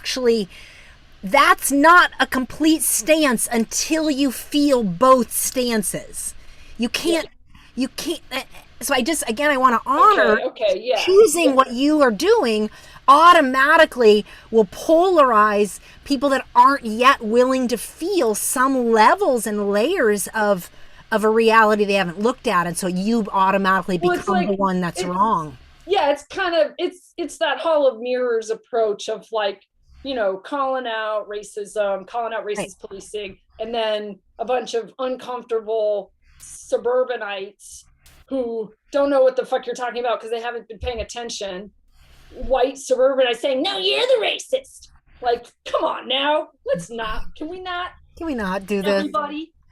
Yeah, and this is very similar to what you're talking about in terms of like, I feel like first gen are unconsciously, some maybe consciously, I think you take the stance they're doing it consciously, will come and emotionally lean on you to explain their experience. And Right. it's exactly what That's the most voluminous type of email I get is the explain that more. let me Explain that. explain to you how more how and I keep everything. I've gone through all my emails, and what I've observed in the past year, maybe 18 months year. It's been about a year since the Olive Branch report came out. It's been about a year since we've been doing we did those Zoom, the second generation went on calls council Zoom meetings, stuff like that.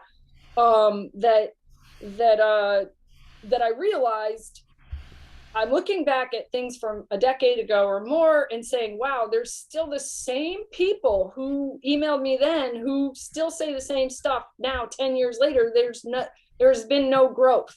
There's been no growth in that, in the no learning curve, no, like, I don't want to say lack of growth. Like, I don't want to say like digging a hole per se, but no growth, no further openness, and no demonstration, that very little demonstration that personal lives are getting more on track and more together, more just together in terms of being able to pay your bills and meet have ends be meeting and things like that. That there seems to be kind of like a boomer, what I see is this like boomer stagnation, kind of where people are kind of set in their ways. And just because you're a certain age does not mean you don't need to stop growing, but you do have to put down the new ageism for a little while and like pay your bills, save for your retirement, whatever. I'm being pithy. But I really want to stay on this point of, it's like when white people don't even know that they're going to black people to explain to them the thing that they don't even know that they're doing. And so black people have said, no, you don't get to come to us, that we do enough emotional free labor. We're not going to explain to you the thing you should have been knowing, and you don't get to just be like, oh, I didn't know. No, it's been in the rest of it's available for you to know. Go find out. Everywhere that you can check out library books. You can this is a hard movies. This is a hard thing for white people to hear sometimes, yet some wake up out of their stupor and start self-educating. And I hear that that's what you're saying as a line of first gen. Like, I'm not there.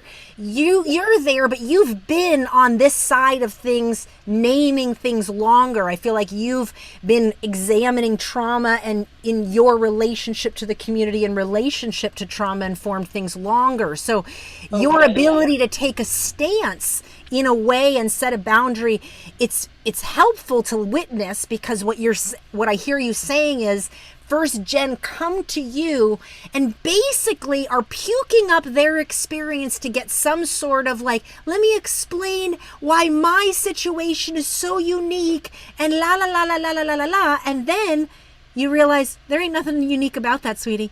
That you're like blam blam blam blam blam, and they want you, and so keep going, because I mean, when you said this to me, it blew my mind. Like, it woke me up to being like, oh. Well, I think you've experienced a lot of that firsthand in the past year or two. That you probably had a larger. So it does have a deleterious first gen. You're having a deleterious effect because you're making second generation people not want to come out and talk because you think it's for you, and it's not for you, it's so you can ... Say that again. Say that again. It's not for you, it's so you can ... So Sunny Khalsa, Sunny, who I was in my class growing up, wrote that she wrote it on Beyond the Cage. She wrote, I'm inviting you in. This is so you can learn. Right? This is so you can ... It took her, I don't want to speak for her because I don't even, we don't talk, we don't know each other anymore. We're all coming off on a lot of assumptions too about each other, but from what I got, just from the face of things, I got, this is extremely difficult to do. This is extremely re-traumatizing. This is not what I want to be doing right now. What I want to be doing right now is tending to my life, my current life, my state of affairs. I want to be saving for my retirement. I want to be, you know, active and exercising. I want to be doing anything but this. But I'm taking the time out to do this because it needs to be done. Which, you know, I think there are also personal reasons for doing stuff, which is I think I'm just gonna say that's very, it's totally okay, natural, understandable that there would be a little kernel of yearning inside of you to be seen and heard too, inside of all of us, to be seen and heard and appreciated. And so sometimes we go to places that maybe aren't ready for us. You know, we go and we say, this happened, because we do want to be seen and heard. We do want to be recognized. We do want to be appreciated. So, but it is also it is so that people can come to the table and have a frame of reference of understanding how it was for us and how it wasn't spiritual. I think that's the closest word I can come up with to describe how it was banal, you know, like feral child groomed into someone's future wife or a secretary, etc., is actually, it's oppressive and banal. It's banal oppression. It's the day-to-day drudgery, and there isn't upliftment in it.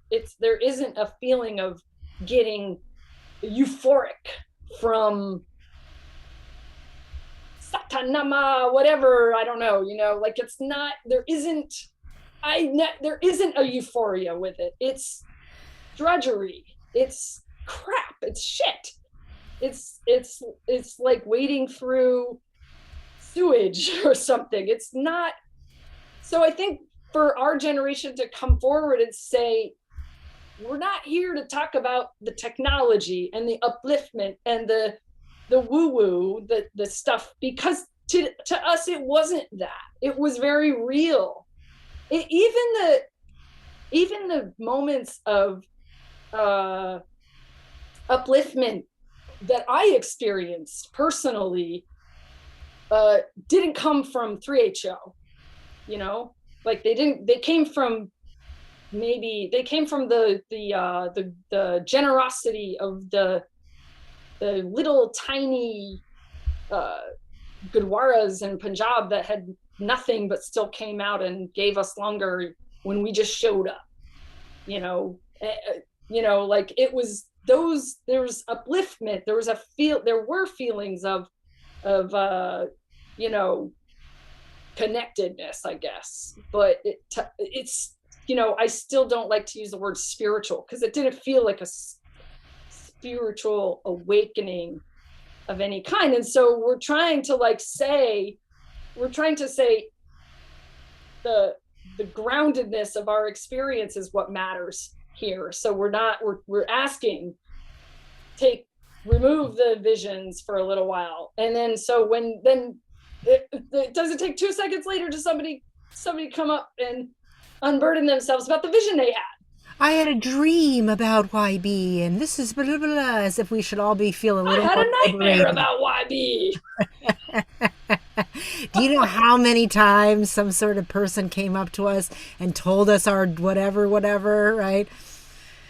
Yeah. It's, I mean, yeah, like it is very strange and inappropriate given, like, if you look at it from the lens of just social dynamics, you know, like I'm sorry. Um, the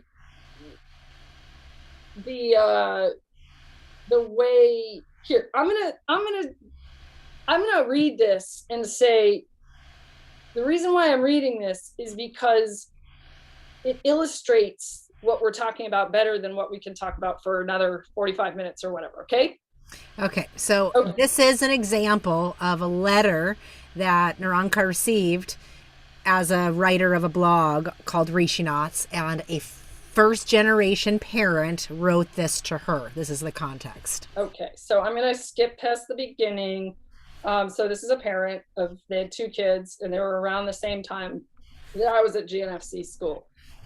If you were part of that troop, that troop meaning that era, you will know that my son seemed to be particularly targeted by Nanak Dev as a badass in need of discipline. I am now somewhat ashamed of my complicity with his agenda. But at the time, I believed that my son needed a firm male hand. 2 years later, the winter, and literally begged me not to send him back, saying that he was regularly beaten by Mr. Soni at GNFC, among other things. I hauled him to the ashram to talk with Yogi Bhajan, who compared school in India to the Lakota Sundance, a rite of passage to manhood. Despite my son's pleas, I sent him back, only to receive a phone call a month or so later that he had been expelled and was returning home to LA. He apparently was not going to put up and shut up any longer. Of course, I was upset, but I also clearly remember a vision I had at the time. The image was that of a medieval torture device that was a sarcophagus with nails all over the inside, and my son was escaping the possibility that he would be placed in with the door shut on him. That vision, which arose from a deep space inside, along with other knowings that emerged over the next few years, were formative in my eventual decision to leave 3HO. And then they wanted to know who I was. What's your name? I'm still, and then told me they moved from Yogi Bhajan to some kind of Buddhist thing, and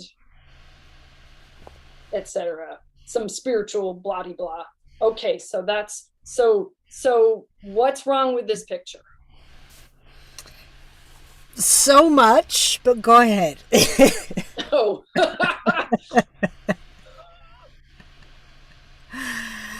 A child, I think 12 at the most. I don't know. Yeah, about 12 years old, maybe, is saying they're beating me, they're bullying me, they're hurting me. I want to come home. I don't want to do this anymore.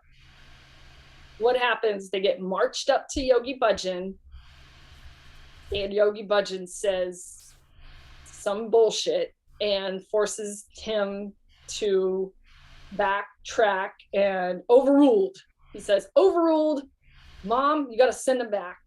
And so he sends him back, and eventually gets in enough trouble, let's call it, but enough times running away from school or whatever he was doing to be expelled from the school itself and have to come home. And instead of just listening to him saying they're hurting me, I don't like it there, I want to come home, she is relying on a superstitious apparition that he's being tortured when he is being tortured.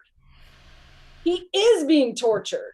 He told you that with his own words. He used his words, telling you, but she overruled again, because I saw an Iron Maiden in, but you can't listen to Iron Maiden because Iron Maiden's bad.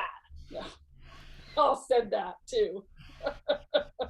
Anyway, it's so narcissistic. It's so self-involved, and it is not the only one. Don't think that not every single one of our parents has done something along those lines to say, you know, overruled, I'm marching you up to Yogi Bhajan, and Yogi Bhajan overrules. We have to do it anyway. We have to be the ones to eat shit. And then we don't, you know, and then they later see the light, but they say, I never knew. There were, how many times did I see on those Zoom calls last year? I never knew. People who I fucking knew. We all knew. So yeah, something's gotta give here, because I feel like I'm yelling into an empty well. I think you're making really great points, and it really is helping pierce my own veil of the thing I'm learning more and more about complex PTSD is that it's like the frog syndrome. If you put a frog into cold water and then turn up the heat on the water, the frog won't jump out. It'll just slowly die because the temperature changes over time. But if you put the frog into hot water, the frog will just jump right out because it can. Okay. And it's the same. Isn't that crazy? That's poor frog. Poor frog. But what I'm trying to say is that there's so much marinating of tolerating abusive processing, abusive narcissistic gaslighting language disguised as spirituality, enlightenment, and all the words you give it. Like, you have great words for new age bullshit, whatever the things are, you name it. Like, it's important because essentially what you just named was, oh gosh, let me share my complicity. I'm just waking up to realizing, but then I had a vision. And then that's happening now. People in the Facebook groups are they'll be like, oh my God, it's so horrible. Thank goodness we're all waking up to the shadow that's existed. And let me share a vision about blah, blah, blah. And it's like, no. We don't want to hear anything about what you have to say, because it wasn't just YB. You too are a part of creating the culture that has allowed this to carry on. And it's not enough to just be like, oh my God, and then to all self-validate each other, because that's just repeating the same narcissistic gaslighting tendencies and then kicking out people that have a position that says, no, what you're saying is not okay because you're not listening to the experience. That's not what you're sharing. Yes, no, yeah. Exactly. I mean, and I think one of the things that's mobilized and also caused,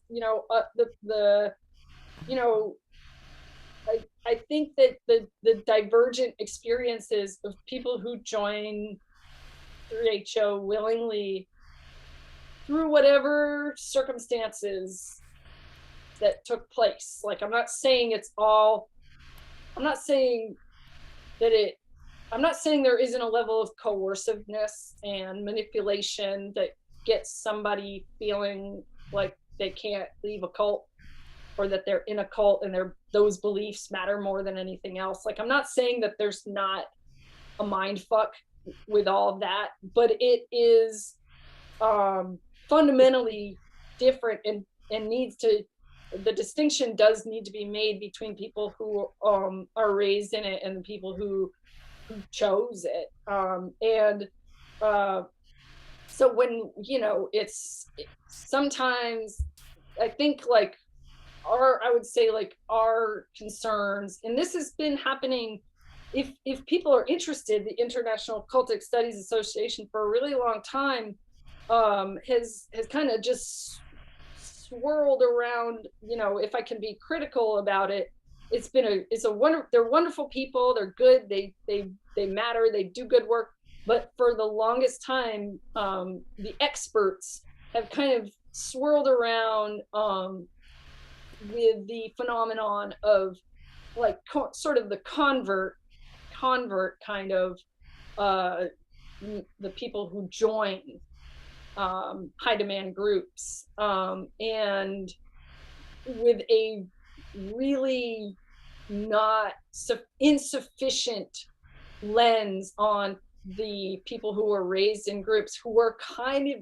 honestly, I've been paying attention to this stuff for a really long time. And the funny thing is, it's the kind of the annoying part of it is that we're kind of seen as like hapless, sniveling, like permanent children, when the opposite is kind of true. We were people who had to grow up goddamn fast, and our parents are acting like dependents.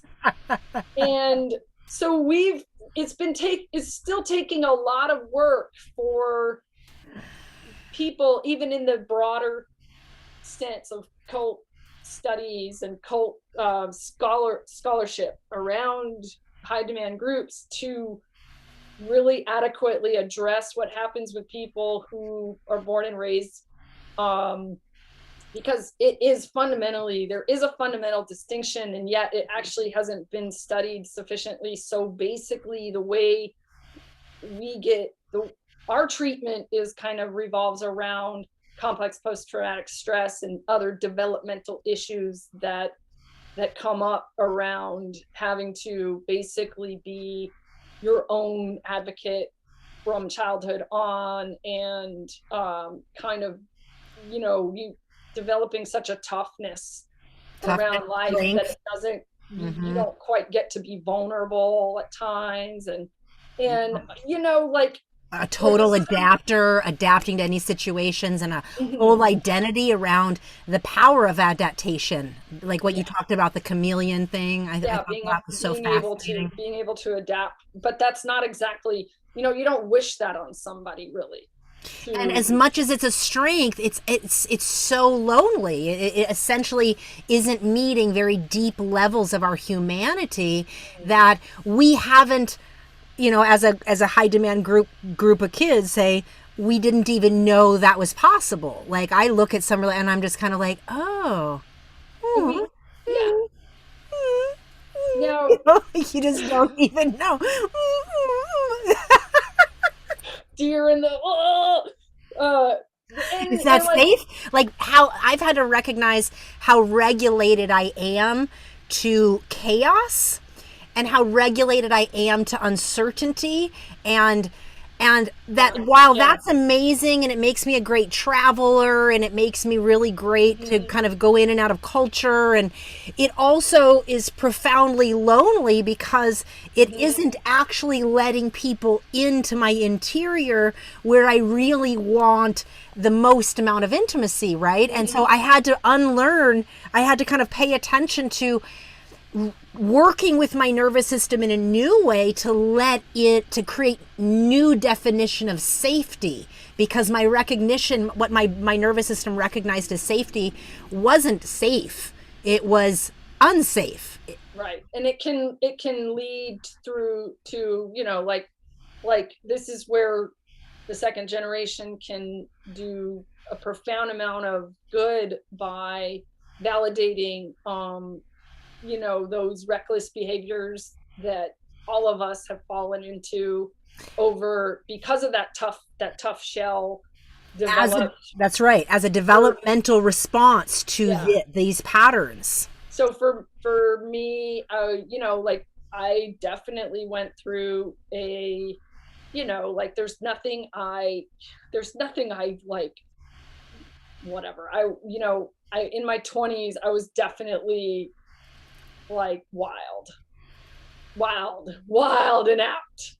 I wasn't getting in fights with people or anything, and I wasn't, there were certain things that I was able to like control with my wilding out, but I was and I still kind of look on it and say that was probably good for me. It was probably good to be wilding out for a little while and doing my graffiti and all that and stuff is fun and good, and met a lot of other feral kids who didn't grow up in cults too, and kind of bonded had an affinity with kind of the alternative kids scene or whatever. But if I had a kid who wanted to wild out, who wanted to go out and paint trains and whatnot, I would probably be the mom who waited for them in my parked car. I'm like, like, or like, my husband, like when he went to concerts and stuff, his parents picked him up at the end of the night and gave him some freedom, and then they were there for him. And,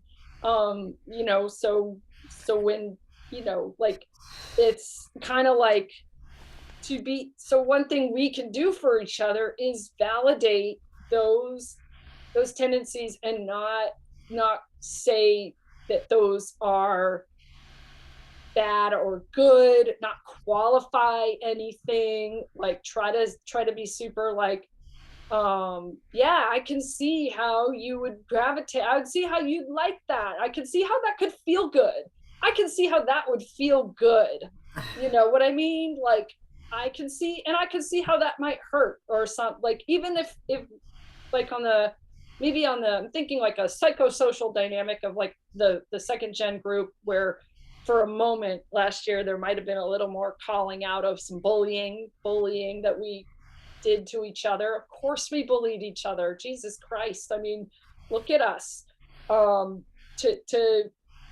To it's It doesn't help to run from that, it doesn't help to say that wasn't me, that's not my fault.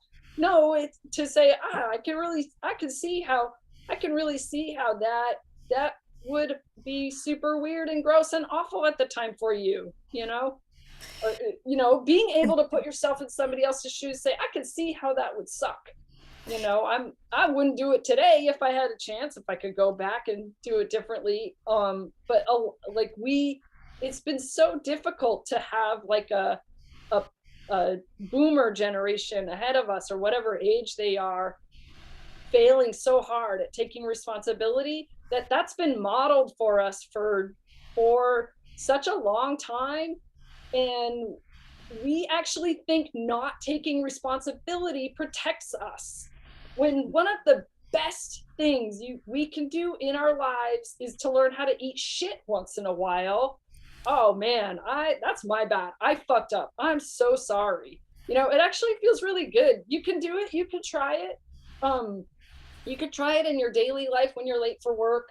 You can try it, I don't know, once in a while with small things where you feel safe. You might be with somebody who you feel safe with, who isn't gonna browbeat you to the end of the earth because or give you advice or judge. When you grow up and all we've ever heard was either advice or getting judged, yeah, then we actually don't know how to just hold somebody in their experience. And like what you're saying is just saying, yeah, wow, I can't even imagine. yeah. It's taken me a long time to not automatically default to giving advice. Like, they didn't fucking ask my advice. And yet we grew, this was just spewed. Well, the Akashic records, well, I had a vision, well, blah, blah, blah, blah, blah, blah, blah, blah, And so we almost spew these kind of like conscious spiritual ideologies that, again, aren't rooted in just humanity. In the humanity. Acting as if that's dyed in the wool. It's not. It's someone's made up stuff. Who made it up not that long ago? It's like, or that's their experience, but who asked you to offer it here? That's not a part of this. That doesn't even add value. Yeah. And I'm glad you think it adds value, but how? How does it add value, It makes them feel good. And that's an interesting point you brought up. And I found, again, this fascinating and a piercing of my veil is I realized, wow, I automatically just tolerate way more than I think is good. And you don't go to bed and you're like, wait, what?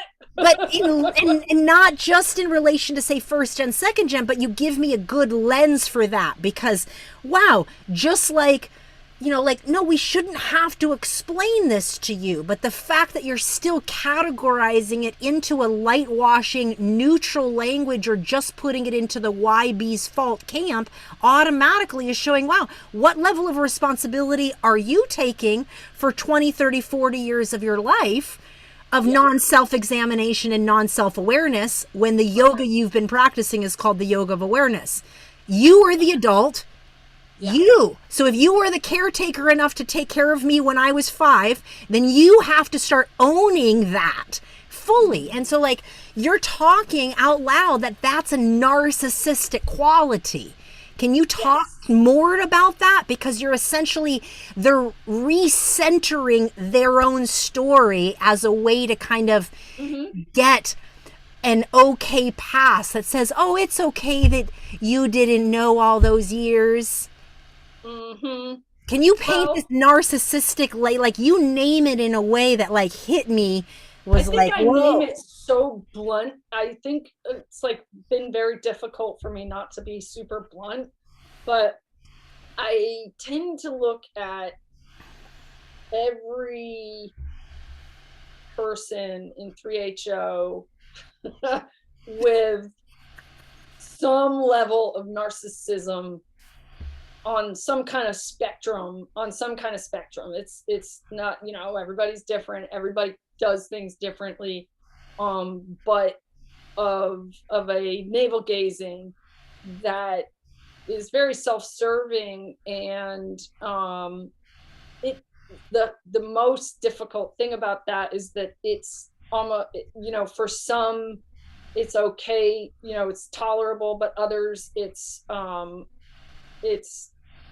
doesn't, you can't penetrate with reason and logic, and even begging and pleading you can't get anywhere. So like it is like a wall sometimes, these personality disorders, or even if it's mild, it's something that puts a real wall between understanding and full on, let's call it reconciliation, since they have that in there in their language now, that it's still having to enter into someone else's hall of mirrors and say and agree to absurdities just to be heard a tiny bit. It's called being, there's a great book, it's called Trapped in the Mirror. And so it's when, when you're in a narcissistic abuse kind of relationship, and there is that kind of dynamic, if you get caught in, you get trapped in their mirror, you get trapped in their world, you serve their needs, you come to them, they won't come to the table, they won't not make it about themselves. And so, like, they can there can even be some covertness where there's an instance, where one of the ex, like, Wacko World people who's been around in that, he was even quoted in that the article that Stacy Stukin wrote last year, and he said, hearing those Zoom calls, it was like I was hit by a train, um, and at the same time, there's a, like, no one, like, we're not trying to hit you with a train, yo, we're trying to make you step aside and see. So I think it feels hard because it feels there is a tendency to kind of label everybody. Oh, well, he's just so self-involved. Oh, they won't get it. Oh, they're narcissists. So let's just write them off. That's not what I'm doing here. I'm saying it it is an uphill. It might keep you trapped in that mirror in perpetuity for second gens, that we also become a little bit caught up in that cycle of behavior where we might even become a little bit narcissistic ourselves in order to just kind of keep up with that momentum. And so it is, I hate to say it, it's about having that super hard boundary and saying, I'm not gonna enter your world, like, that's not necessary for me to, it's not my job to heal you. We've done the educational work at this point. We've told our stories. Everybody told it on Zoom last year, or as many people who were wanted to and allowed to. were invited to come, and the stuff they said was next level just I can't even, I can't. I was like, I was screaming my head off after 3 hours going, I cannot take another minute of this. But it's like, we didn't do that for nothing. We didn't do that to keep getting trapped in someone else's story. Like we have. So it sounds like I'm labeling everybody. Maybe I kind of am. It sounds like I'm making broad sweeps, which I kind of am, but it's a dynamic that doesn't seem to want to shift unless it gets shifted kind of by force in a way. Like it actually has to be dismantled. And people who want to continue equivocating, light washing, spiritual bypassing, or even phony baloney reconciliation stuff are just going to have to be on their merry way, in my book. And, I guess it's like peace out. Like, yeah, kind of like a don't make this all for nothing. I don't know. Like it does sometimes feel a little bit all for nothing, but at the same time, like I do super appreciate people coming forward. And I hope that one of the reasons why things are mellow these days is that, or somewhat mellow, is that people are getting therapy and going, oh yeah, that's what it takes. Hopefully, yep. Hopefully, we've inspired them to be in therapy, and that's where the silence is, right? There's a couple things I need to see. Yeah, yes. There's a couple things I need to see for first generation boomers, especially holding you guys in a spot, all of y'all. Okay, we need public apologies from the people who were guides in India. They're still alive. They live in Espanola. They're paying attention. I know. Where the fuck are they? They've never said shit. Okay, so ever, not since 30 years, never, never, no. Okay, they just disappeared into the whatever and never had a full look at what that meant. There were even people saying, kind of looking at their experience in India in the same way as our experience in India. That pissed me off. I was like, no, you did not do this. You were not 8 years old. When I see that happen, they write about their nostalgic, spiritual, amazing experience and connection to India, which makes the whole, all of it worth it or something. I'm like, we're a tourist. We were children. And yes, I even saw, when I see comments is when my hair, then somebody comes in with their vision to say, so that we can all land and still take the technology, even though there was so much shadow. The next is, I was only on Beyond the Cage very briefly, but I do know there were other second gens on there as well, feeling exhausted. And I combed through, I'm just going to say I excavated as much as I could. I didn't see anybody. A lot of people have taken the veil off. A lot of people have taken off the blinders or whatever. That's you. You're the veil and the other people are the blinders.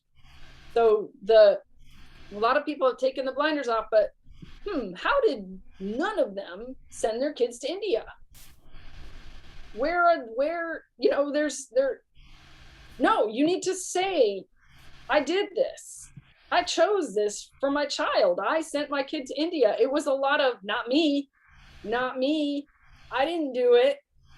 I only did XYZ. Like, it's like, no, like if there's hundreds of second generations who had to go to boarding school in India, maybe if not, what's the number? Like 1,000 maybe or something? I don't know.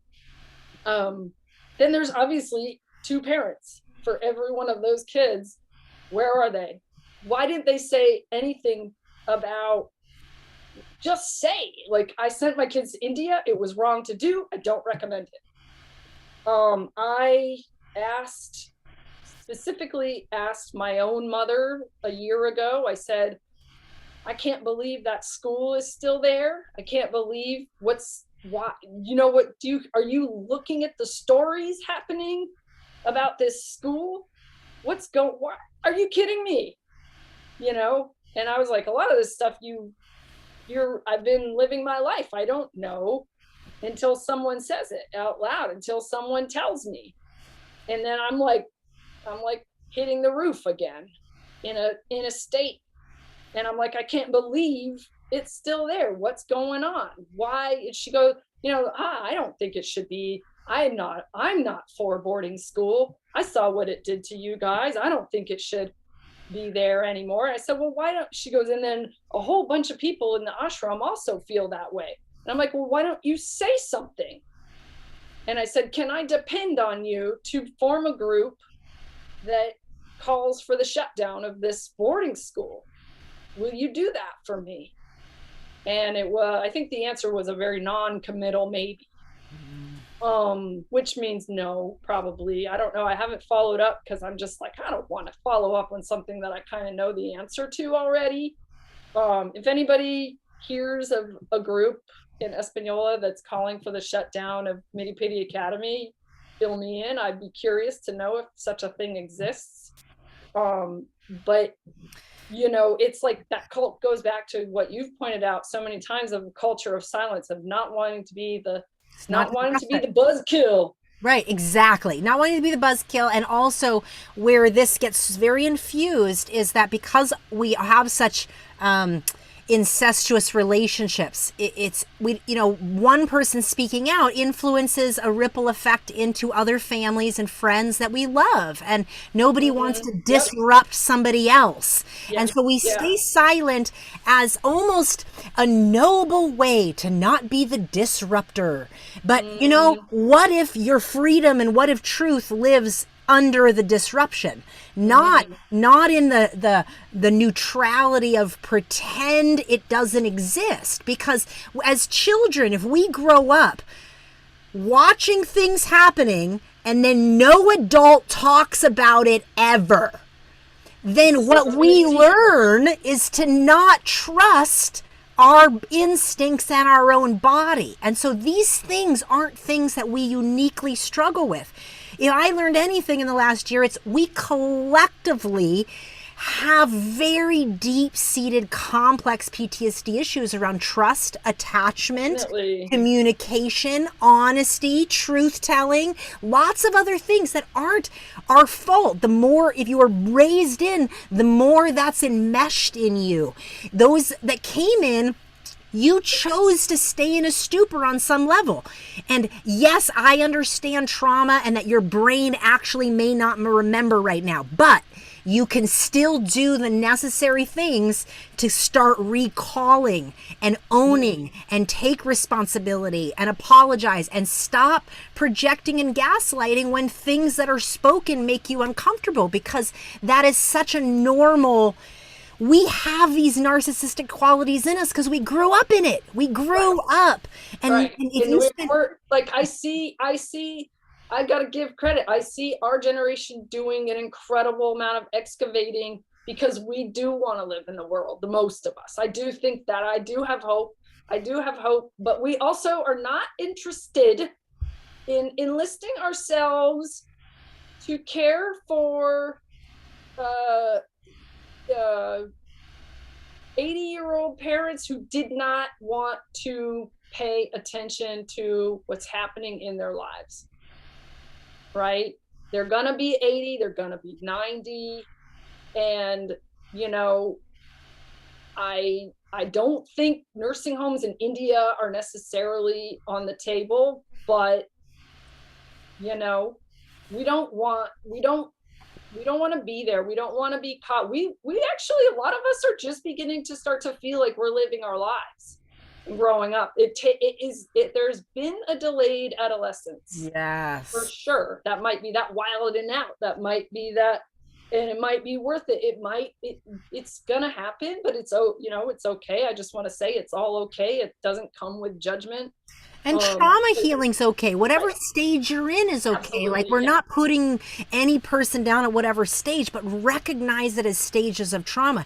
Not wanting to look at the dark shit and painful things is very normal, because who wants to unearth a yes. stab that didn't heal properly, you No, but know? then when I say, okay, when I say, look, look, the boarding school is being, that whole situation was really, really harmful in the end for someone like me. I'm okay.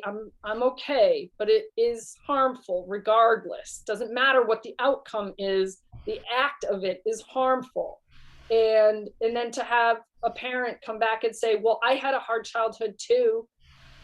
And then Oh, you're like, wait, what? Like, no, don't so do then what, that. you chose an even worse one? Or it was hard for us too? No, was it? You guys got to go to the movies.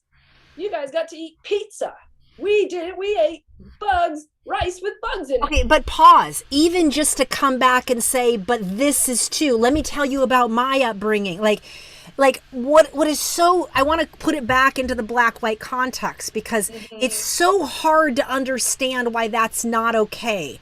Like, we Mm-hmm. are then, as children, we are then charged to be the compassionate ones. And I see so many second gen staying in silence, because it's Yep. almost as if their story isn't valid or valuable enough. As if there's as if There's there's like levels hierarchies that of matter. trauma. Exactly. Mm-hmm. And Yeah. these things, I can recognize them as symptomatic of the total culture we come from, because Yeah. as the more and more we excavate and do trauma work, we can see that, like, oh my God, like, no, that's not okay. Like, your story in any capacity, good and bad, and all the things in between, is so important. But it speaks to when you have such early detachment and there's such early vacating, we don't Mm-hmm. hold a Mm-hmm. really important essential self as valuable. And that is Yes. not something that we did ourselves, and that's not No. unique to you. And any one of us that have been born into this culture has to Yeah. know this, that complex PTSD is really all about reclaiming this essential self when Yeah. basic needs, developmental needs, were not met. And And so when almost this, meeting them, like it sounds really like it's this. I hope this doesn't come across as like a panacea or an advice or anything like that, but taking that time to meet those early needs. And even like, I'm an intellectualizer. I intellectualize a lot, so I have to pull back and almost, this is going to be very vulnerable right now, and I'm going to sound a little, people make your judgments, whatever, I don't care. No. I sometimes, and I do this with the help of my therapist, so I'm not just out there hanging out there dangling. I'm very supported. I Sometimes I talk to myself like I'm a little kid. me too.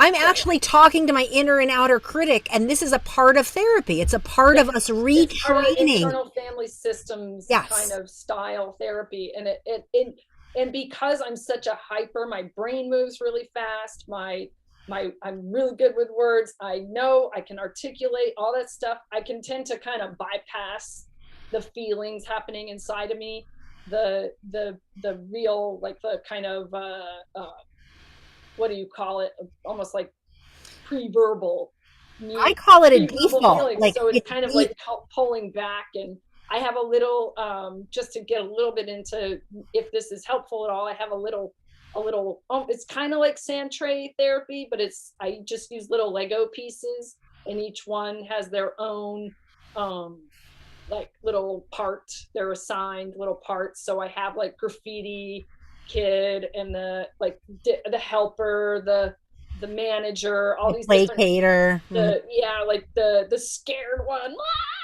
You know, they have, Right. even there's like a Lego figure that has like a scared face, so they're, you know, in a fighter, and then a little one. And sometimes I just hold the little one close to me and don't say anything. I don't talk at all. I don't, or I'll say, what do you want to do? Do you want color today? Or, you know, it's like really like kind What of do you need basic to stuff. eat? We can eat anything you Right, want. I didn't ask you, what do you need it for? Are you hungry? Are you, you know, like people didn't come up to us saying, are you, do you want a treat? Are you hungry? Do you want something? What's Oh my wrong? God. I know. I'm You I'm know? I'm learning a part of my nervous system now that is showing how much I'm regulated to just a state of hunger. And and Yes, and we were it's so but it's not even just unregulated. food hunger. Like what I'm learning about what it means to like reclaim ourselves from really deep places of developmental trauma Yeah. is that it's like, wow, we're starved for affection, starved for love, starved for connection, and I don't know how to let myself have it. So it's like, Yeah. because it's not my Deprivation system, is, right? Deprivation. You're regulated to unsafety, so it's weird to relearn it because it is quite slow. You can be like, what do you want to eat today? And I didn't mhm, know that that could send me into a mental trigger that actually makes me in a state of not feeling anything. So then I'm mm. actually not hungry. So then, Oh, so okay. it's such a, and so I think, and I'm not saying that's unique for me. I guess what I'm saying is it touches what you're talking about Hmm. around these like really developmental needs of attachment. And Hmm. what does it mean to reclaim parts? Parts need different expressions. Hmm. Parts need different responses. And if we Hmm. didn't get them from the adults in our life, and we are out there seeing that people are still responding in a very similar way to 1984, which shows you're not advancing that much in your spiritual development, perhaps, right? 1984, the book, or 1984, the No, event?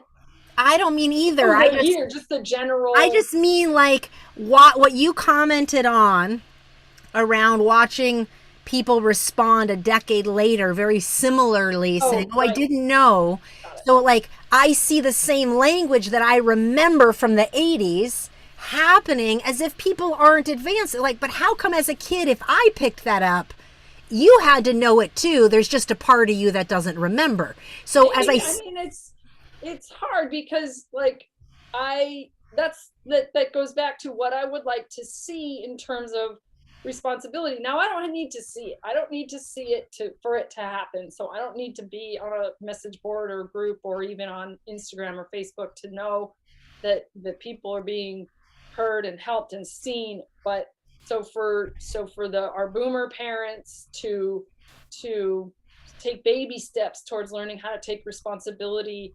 There's some really easy, there's some ways to say yeah, to own up, to say, yeah, I sent my kid to India. It was wrong. Not to say I think they had a good time, which sent me through the roof how that many people time. are saying that? I think they did No, okay. no, no. Well, you actually weren't there. So, you know, you can't just holistically say, you know, overall. And a lot of, and so for, so second generations, you don't need to protect your parents' feelings. You don't need to protect them. If they collapse on you, that's on them. That's not on you. That's on them. And first generation, you can take baby steps towards taking responsibility by saying, yes, this is something I chose. I now see it to be XYZ. And what, you know, don't ask me what you're supposed to be doing. I will do better. I will open up my retirement account today, even if it's late. I'm going to do that. I'm going to see, we need to see people in therapy, even if you're 75. Start, don't wait till you're 95. This is what I say about exercise too, with anybody in the world. I don't, you know, you can, if you've been sedentary in your life, let's just use that as an analogy, okay? Because, like, you know, my sister's a trainer, I'm a body worker, we work on health, body health a lot. Um, that it doesn't matter how sedentary you've been up to this point, you can start anytime. There's not a window that opens and closes for people to get the help to do the things that they need to be doing to better themselves, to kind of start to see, oh yeah, it is hard to take responsibility. It actually hurts sometimes. It hurts. It sucks. It's not a fun place to be. This is not a fun place to be. But maybe, oh, actually, I feel a little better now. That wasn't as hard as I thought it would be. And that's the reality of learning how to take ownership of who the choices you've made in life, that nobody's going to come and chop your head off. That it's not, it actually is super soothing. And they say that with trauma, the thing about trauma is that, especially childhood, or any, let's say any, it doesn't have to be childhood, any kind of trauma, the trauma happens, right? And that's a traumatic event. The follow-up to the trauma is also part of that trauma. So if you're taken care of, if you're seen and recognized and validated for having endured that trauma, if there's somebody to say, I have you now, you're safe, you're with me, I believe you, I'm going to do everything in my power to make it right. If there was an injustice, say, I'm going to help you, or, and so that's part two of the trauma. If there is, no, you didn't, that happened for a reason. Everything happened. It's God's will. What was it when little Navjiwan died? She was supposed to die. Okay, so that extends the trauma. That just pushes it. That actually grows. Instead of minimizing, instead of packing it in and helping to contain that individual experience, it expands it, it grows, it becomes like a bubble in your body that just gets bigger and bigger, because we are social animals, and we need social interaction. We need heart to heart talk. We need to be seen, we need to be heard, we need to be loved, we need to be hugged, all that stuff. So when you don't get that stuff after something traumatic happens, it actually makes the trauma worse. It exacerbates things. So, I think that kind of talk speaks to it's never too late to show up with some, what they call institutional courage, and show that it matters, that people matter, this matters. It wasn't all for a reason. It's not God's will. It was my actions adversely affected your life.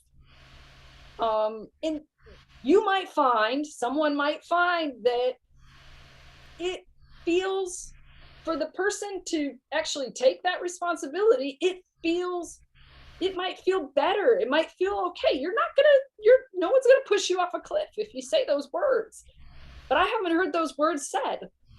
I haven't. I mean, and that's where a lot of the argument happens. Oh, I've heard it said. I don't know. I've been paying attention, and I haven't seen that said. I haven't seen that said. I can see how my actions adversely affected your life. Well, speak up if you said that and I haven't heard it, Not you, but No, I understand. No, you're speaking it out to this yeah, I'm making a broad generation. But call I also, for action. yeah, I just think it's so important. I think what you're framing is really important. You're just saying, no, let's put a pause in this role. Let's put a pause and let's get clear. What does this mean? How do we make the correction?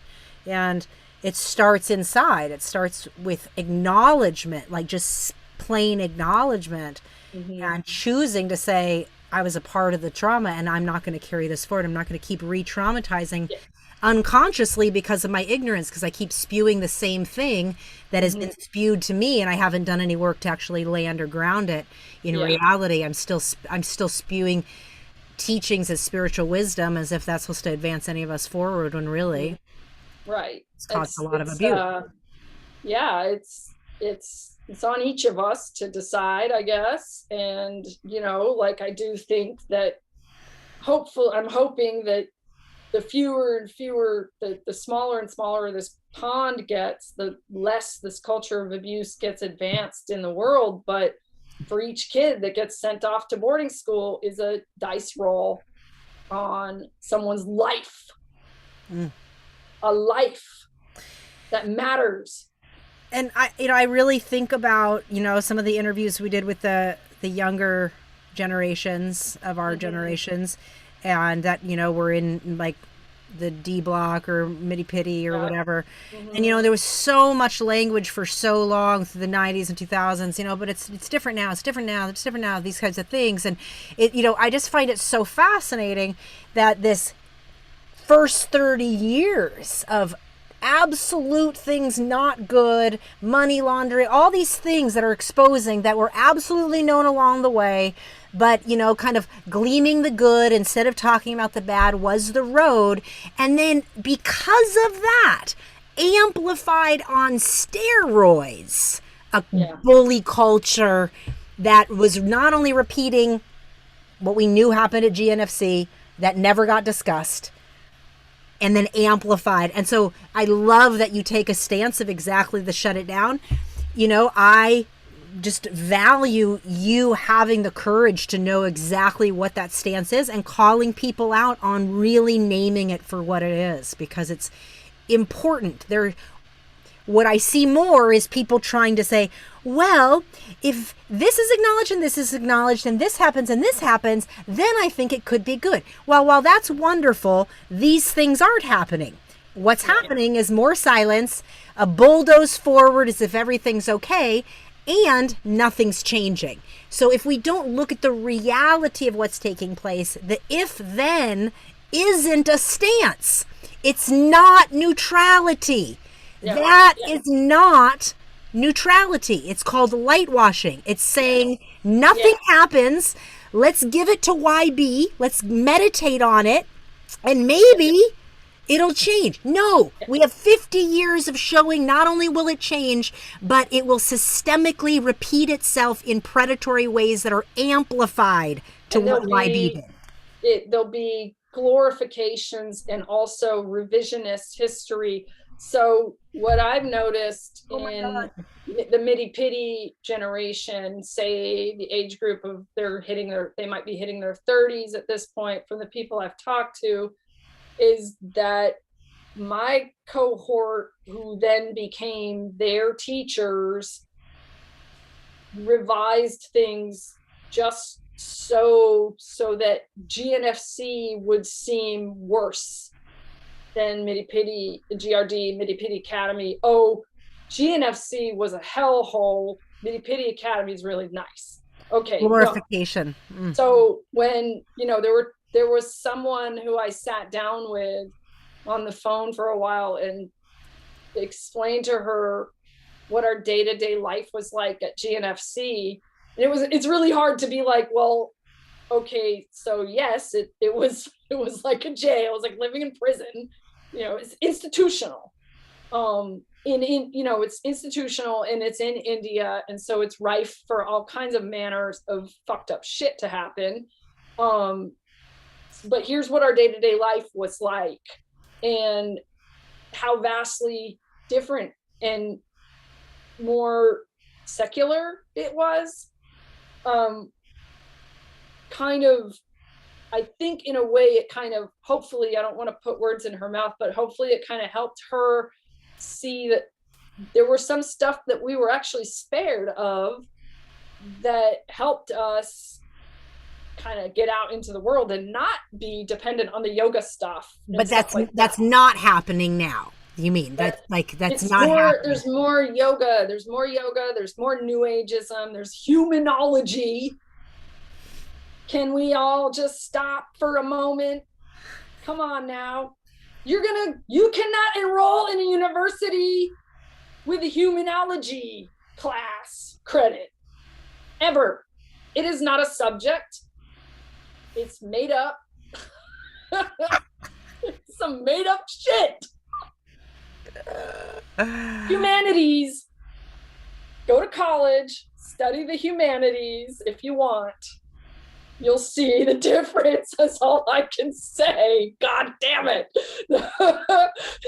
But also, And that say yogic practices are used as discipline and, yes, and so that automatically, just historically, like being hit when meditating, associating these things, it's an over association into discipline and not feeling Mhm, ourselves. Again, mhm. it's being wrapped up into the culture. I found that fascinating too.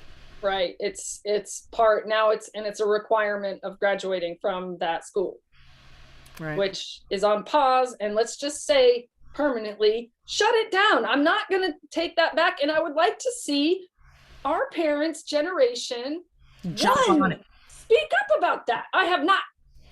And it, Nobody. It don't talk about the boarding school, and that is the biggest problem with this cult, is that there's a farm, they're warehousing children in another country, that they're abducting children from home and warehousing them in another country where they have no rights, no bodily rights. Come on. there are so many children that have not spoken up and hold a tremendous amount of pain inside. And I've reached out. I know that there's just not a level of safety for a lot of second gen to come forward right now. That it's as if No. the culture is just not yet safe to bring these stories forward. And I just want to acknowledge you. I know you're out there, and I want you to know that breaking this silence and sharing what took place for you in these experiences, we want to create space to support you in that. Yeah. Or just write to me and tell me, and I'll tell you what to do, because there's a way out of this, and that's all I'm going to say right now.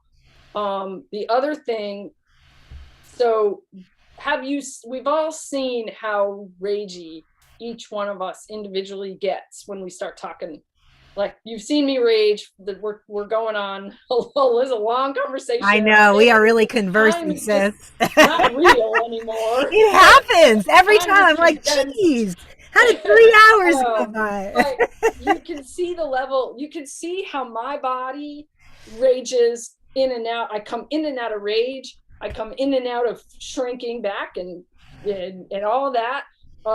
Whenever we've done a Zoom with anything, when we did that thing with Just Outcomes and people got on, and I could see the bodily visceral kind of adaptations of trauma being expressed through words and body language. And so I understand it can stir up all the muck of the sediment that we have, that we've packed down maybe very neatly and Because tied, we've we been don't taught like it. that's commotional. We've been taught that's Yeah, wrong. It's wrong to right, feel anger and rage. It's less and light, and none of these things are true. It right. keeps us from our There humanity. is such a thing. I feel like I'm not understanding it fully, but there is such a thing as compassionate rage. um there is such a thing as feeling anger and directing it exactly at the thing that it needs to be directed at, and Well, I saying think that is not okay. it starts by just being willing to feel where it's located in our bodies and getting like reconnected back to like Yeah. letting it have its expression. Like Mhm. we can't go to the people yet. Sometimes we have to just feel the feel, and we might have to do that for years because we might be too volatile and we could totally bite this person's head off. But I Right. think it's what I we like could we about could complex, totally lose our top. and I think this is And what I like we about, have let's hold up. yeah. We have lost our top. There are those of us who have gotten violent. And Yes. lost their lives because they couldn't handle holding that violence inside because they were taught expressing it was so wrong. Right. Like So all of it's enmeshed. when you can crystallize, when we can go to therapy, understand that the therapist isn't there to coddle us. They're not there to shame us either. They're there to help us, but it might not be easy, and it might not come across very well. I've had 3 different therapists. Right now, the person I have is a little bit like me, where we both get animated when we want to get animated, and we bring it down when we want to bring it down. And so she's not super bookish, so it's helpful for me. But I've gone through a lot. I've gone through a lot of different experiences, and I've learned over time that you don't, it's not fast. It's long, it's hard and long. It might be for our whole lives. It could be, but just being able to check in is a nice thing to have. Like, I get to check in on Wednesday, and I'm glad I'm glad I get to do that. And it's not going to solve everything in one session. But I'll know that there's another one coming up, and that gives me a little bit of just some peace of mind, even in a way of like, oh, I can talk about this if I get frustrated by it. But that so we need to feel good in the idea that we have compassionate rage, that it's directed at something for a reason. We're not Tasmanian devils wreaking havoc. There's a reason for it. It's valid. It's important. It matters. The fact that even has to be said is so irritating. I know it is. It's another thing to rage about for another. Yeah, it makes me want to throw up. Like, no, like the fact that we've been so indoctrinated from just basic emotional body experiences, and that we have a visceral response to somebody coming out loud about something that we all know happened. Like, oh my gosh, this shows that this uncomfortable, like even breaking the silence is going to be disheveling. You might just need trauma for the silence being broken. Yeah. I mean, because that in and of itself shatters. Yes. It's a pretty big, profound experience to even say the word cult. That's right. Like, what? No. Oh my God. How? Me? Never. How dare you? That makes me uncomfortable. I don't like that. Go away. It's real. It's real. I validate that very much. I very much validate that. But at the same time, there is a responsibility. The minute you turn 18, now you're responsible for yourself, and you can do it. I have faith. Anybody can be responsible for their own healing. You kind of have to do it. Unfortunately, ain't nobody gonna do it for you. That's right. And it'll make you a better person in the world. It'll make you more present in the world. It'll make you more available and conscious. And look at history. There is a place for antagonism. There has always been a place. We're Americans. We push back when we see that something is not right. That's what inspires me as an American, to say, look at how many friends I have who say this is not right. I have friends. Let's just end on this, okay? It could go on and on, but I do want to say, what else is there that you want to make sure you say? Whether it's the first, second gen, anyone else, or just get it off your own heart. What else do you want to be said here? I want to say that I don't know. I want to say that as charged as I am, as everything else I am, I rest assured I know life is good, and life can be good, and it will be good, and it's possible. Everything is possible. I am an optimist at heart, and that if the dust settles with all of this, and we inevitably see 3HO going back to business as usual, that we did our best. That's the likely scenario, I would say. That's the likely scenario, and that it shouldn't come as a surprise at this point, but that, like, realize you don't need to, if the dust settles and then in 10 years from now someone says this happened to me, I want to talk about it, you don't have to go back in if you feel yourself free and liberated, emancipated from it all. That's kind of where I'm at right now, where I get compelled and then I'm like, what? No, and that life is pretty short, so I just want to put out life is short, and it feels good to live it fully, and that's what I intend to do. So, and that so when I want to end with people who inspire me, which are some friends of mine, a lot of friends of mine lately, actually, but a couple of friends of mine who I've known since art school, whose grandparents, sorry, their parents, their grandparents were sent to internment camp in Jerome, Arkansas, for being Japanese American in World War II.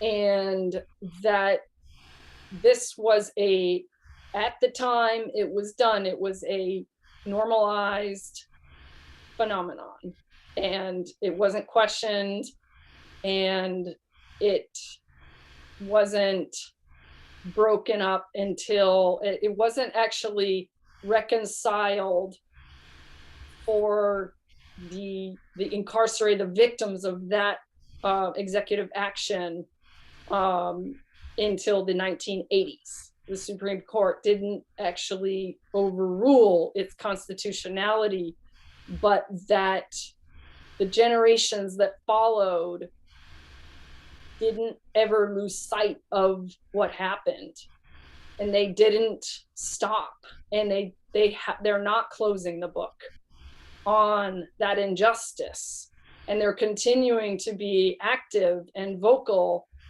as Nisei and Sansei, and now the overall term Nikkei, Nikkei, and I have a lot of close friends who are active in Nikkei as Nikkei progressives, and active in this work of bringing these stories to light and making sure that we don't repeat history, and that's an inspiration to me, because, and then it doesn't make me feel like a black sheep or a lone antagonist out there. It makes me feel like, okay, yeah, there it is. Oh, it's okay, and it's even good. It's responsible to say what you got to say.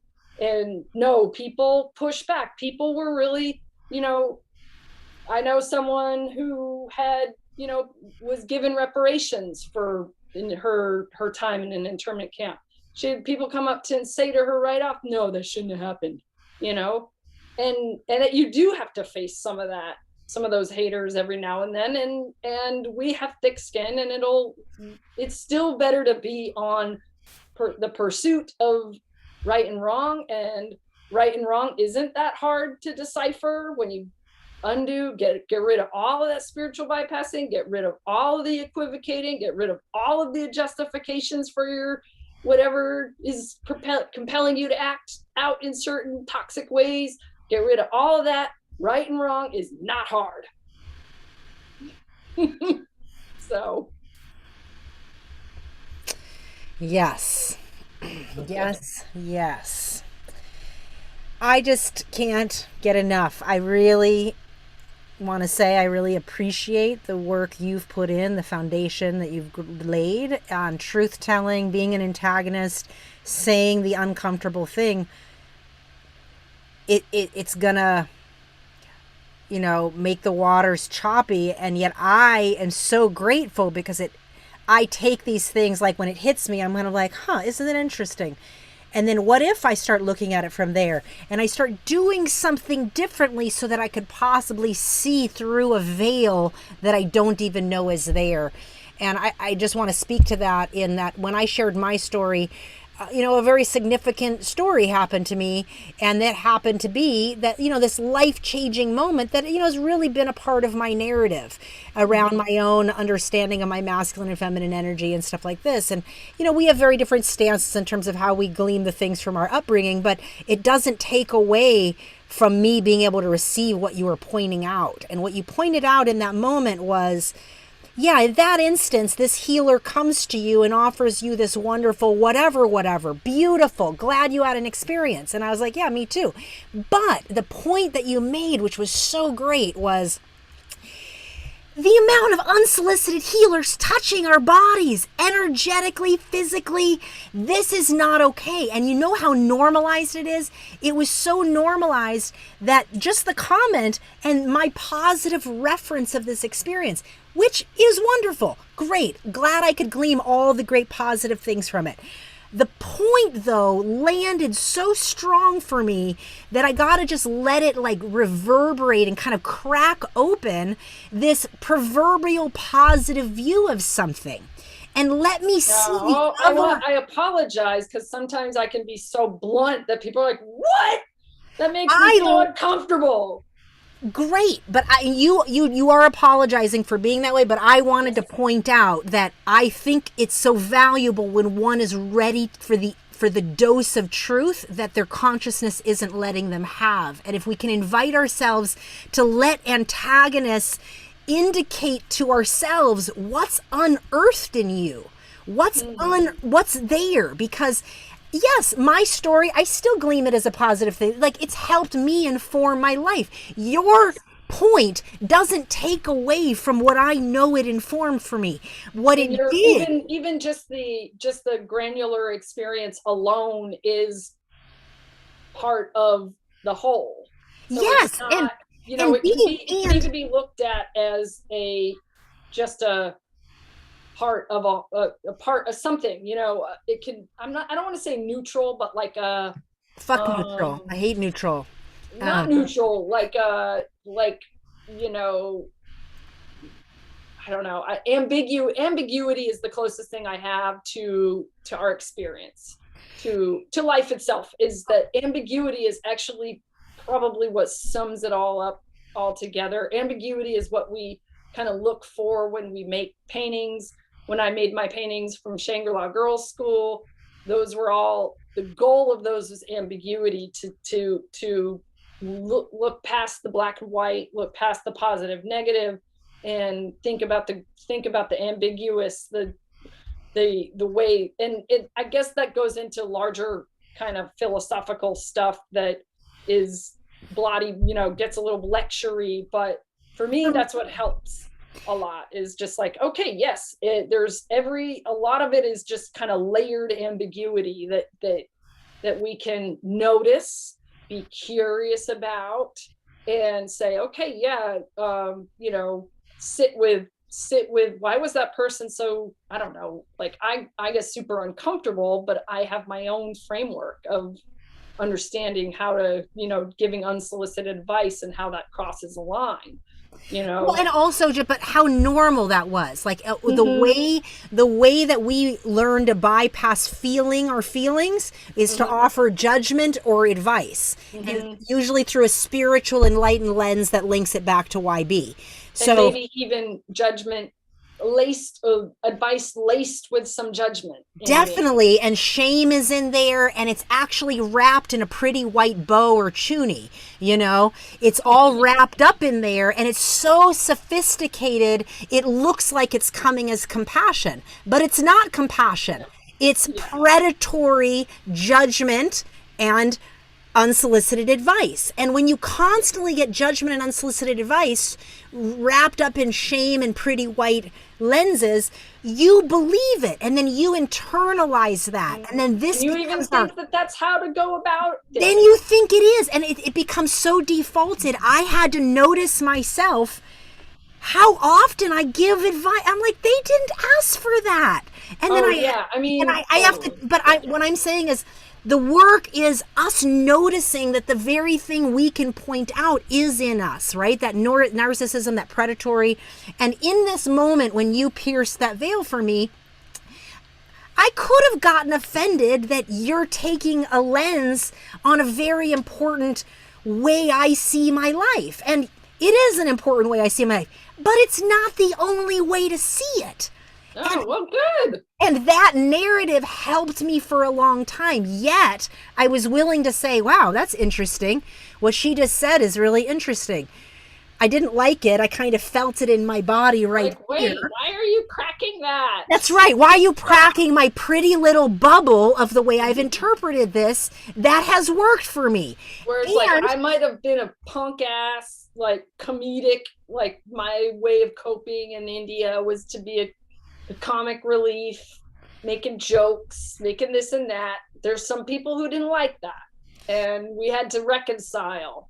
And part of it is your personality and part of it is their receiving. But either way, the best thing each of us can ever do is start dismantling these things inside of ourselves, right? Yeah. And doing what you're talking about, naming these different parts of you and doing very tough, trauma-informed work to start saying, is what I think this is actually what this is?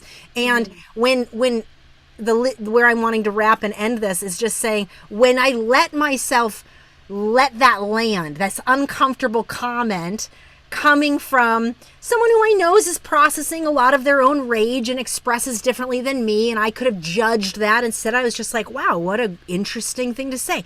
What I got was this flood of awareness, and it took a little while, but this flood of awareness of the amount of times I've ever allowed, unconsciously allowed or consciously allowed, healers to touch me inappropriately. And it's so fucking fast. Yeah, that's like, what I God said. Fucking damn it. Yeah, they were fuck the ones me. in the wrong. Fuck me. And that my system is so used to it. My system is so used to silence. My system is so used to freezing. Yeah. And the fact that I wouldn't even know how to stop it, even though I have agency as a 44-year-old woman. You know what I'm saying? Most people do freeze and then look back and say, was that, you know, so I'll speak as this is body worker me. My life is like in little chunks. Body worker me has been trained through that you are the one that has to set the tone, because most people have it's implicit trust. So you're giving your practitioner implicit trust, and you know that most people, you know, the worst that they might just be like, oh, that's too much pressure or something. So you have to be the onus is on you to, you know, check in a lot, make sure people feel safe, and tell them straight off the bat, your safety matters here. So I want you to speak up, you know, and like that. Actually, but we know therapists aren't doing that though, Nirancar. I mean, I appreciate what you're saying as a professional, but a lot of professionals aren't doing that. So no, one grows up. They're coming from an egocentric, self-involved, I know more than you. They're not there to help. They're there to actually they're there for themselves, not for the person. And that's like, they're not stepping outside of their own experience and in being truly helpful. So whenever there's a minor, and this is just today in this day and age, because things are different now than they were 30 years ago, but in this day and age, you know, when there's a minor, you make sure the parent is in full awareness that their kid is receiving body work or whatever, and that they, you know, that the parent signs the forms and make sure everything, and that you kind of have to go above and beyond to make that minor feel safe at minimum. If you can help them, they need to feel safe before you can do anything really. But that wasn't the case. But not only not the case, we're talking about a new level of nebulous. We're talking about somebody who's not even anything licensed or anything. Nope. And there's just this healer. open... That's why they say they're healers. So again, it's just like, I know you went right to professional and what professionals should do, but I guess I was more touching on the point that we can be regulated to abuse and we don't know it because it's become so much a part of something that we've narrated in our own internal survival story as positive. And that in and of itself is positive. That in and of itself is trauma survival. So it's not bad. That's like me having this awareness. That's a wonderful thing. Like, oh my God. Now it brought up a lot of grief. It brought up a lot of pain, a lot of rage. And I'm not saying that to say anything other than, listeners, when you hear this stuff and it brings up stuff in you, it's a part of the trauma process. It's a part of the healing process. This should be an indicator to you, either when it brings up oh, I didn't like that, or it brings up grief, or it brings up whatever, get a therapist, get help here. Start going into these places that don't feel so good, because this is where we need to have more support and start reframing something that we were taught to look at in one way could possibly be a totally different thing. And I think your voice does that for a lot of people. It pierces a veil that they may not yet have foundation to even know what to do with. And I'm not the boogeyman, people. I'm just a Kaz who says what I want to say. And I'm going to say on my blog that I wouldn't tell you face to face in person, that I haven't already said to my parents. Yeah. And it just, to me, is a testament to your healing, your work, your willingness to just start asking different questions. I'm not saying better or right one, just different. And if we don't go in a different way, we can't ever see things through a new lens. And you really do that. And if anything, it's like, don't apologize. Just know your role is that uncomfortable thing, because I think even your willingness to apologize shows you're wanting to work on the part of you that might come across in a way that isn't supporting people to hear the thing you want. And that in and of itself is a part of all we're doing, right? We're unpacking a mess that we got loaded. Yeah, that we can do. It's not insurmountable. And at the same time, minimal work doesn't exactly get gold stars. It's just kind of what we have to do in life to survive and get on with it. Have a good time. Drink a beer, have a pizza with some sausage on it. You're not going to go to hell. It's okay. Gosh, thank you. I want to say thank you. Let people know how to read your blog or any your art, or to be connected with you in any capacity. The blog is compartmentalizereachingouts.com. It's pretty inactive these days, but there's lots to go through if you haven't been there. And there's an Instagram account that's also kind of sedentary these days. It's kind of calmed down, but that's just because not all of us, we don't have time to do it all at once, all the time. And but it's there as a bookmark, and it's public, and it's for anybody to see anytime. And if you are second generation, the door is always open. You can always call me if you're having a hard day, if you're having a hard time. If you don't want me to rage in your ear, I won't rage in your ear. I will be there. And I also, and my art is just myfirstname.com, and that's just a completely different, that's kind of like my life, like that's my life. This is my healing project. I don't know what it is. If it's a monster that I created that I don't know how to get out of. It's a fun house mirror. But have fun, and I'll talk to you soon. Anybody, you too. Yeah. Thank you for doing what you're doing. I hope we made it nice and uncomfortable. Yeah, exactly. Right. I think it was plenty uncomfortable. But I do want to say to Second Gen as well, several people have reached out, and I really am happy that you're getting supported, that you're starting to ask these different questions, and please reach out if you need help and you are need anyone to just feel heard or seen.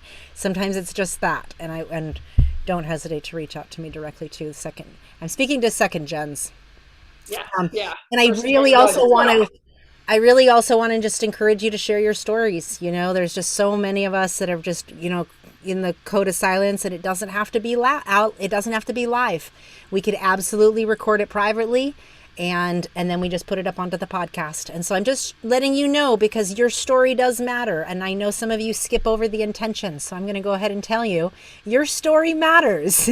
And please tell it when you're ready, because it does matter. And every time one of us cracks the simple story of our own experience, not in the hierarchy of somebody else's trauma in comparison to somebody else's experience, but just purely because your story and your experiences matter. And when you tell them, it's beautiful, it's healing, and it opens up stuff that's wanting to be seen and have your attention.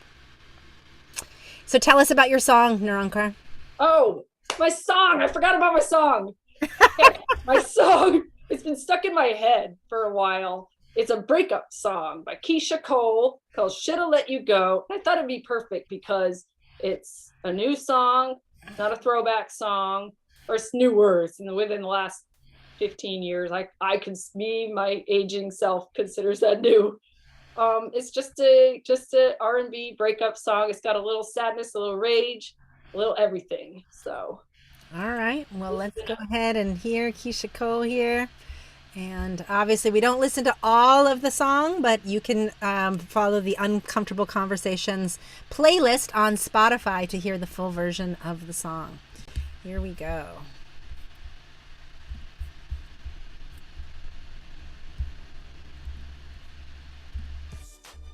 Just to think about it, I would do things that I would regret. Trying to get you to understand how I felt for you. I tried real hard time and time again, but I didn't know our love wouldn't grow. I should have just let it go, but I stayed around thinking you would learn to love, and we both know you're wrong. There's nothing you can do to ever undo what you've done to me. I loved you deep in my heart. I know you couldn't. Oh, yeah. Keisha Cole, Shoulda Let You Go when I had the chance. Should have known what love was, and this is not love. Folks, I want to just thank you for listening to another episode of the Uncomfortable Conversations podcast, the untold stories of the 3HO Kundalini Yoga community. I want to thank Nirancar for coming on as our guest today. If you would like to contribute to this podcast, you can make a one-time or a monthly donation at gurunishan.com/uncomfortable conversations. And if you would like to be a guest on the podcast, please send me an email to gn@gurunishan.com. And you can also subscribe and follow my work at gurunishan.com as well. Thank you so much for listening, and we'll talk to you on the next episode.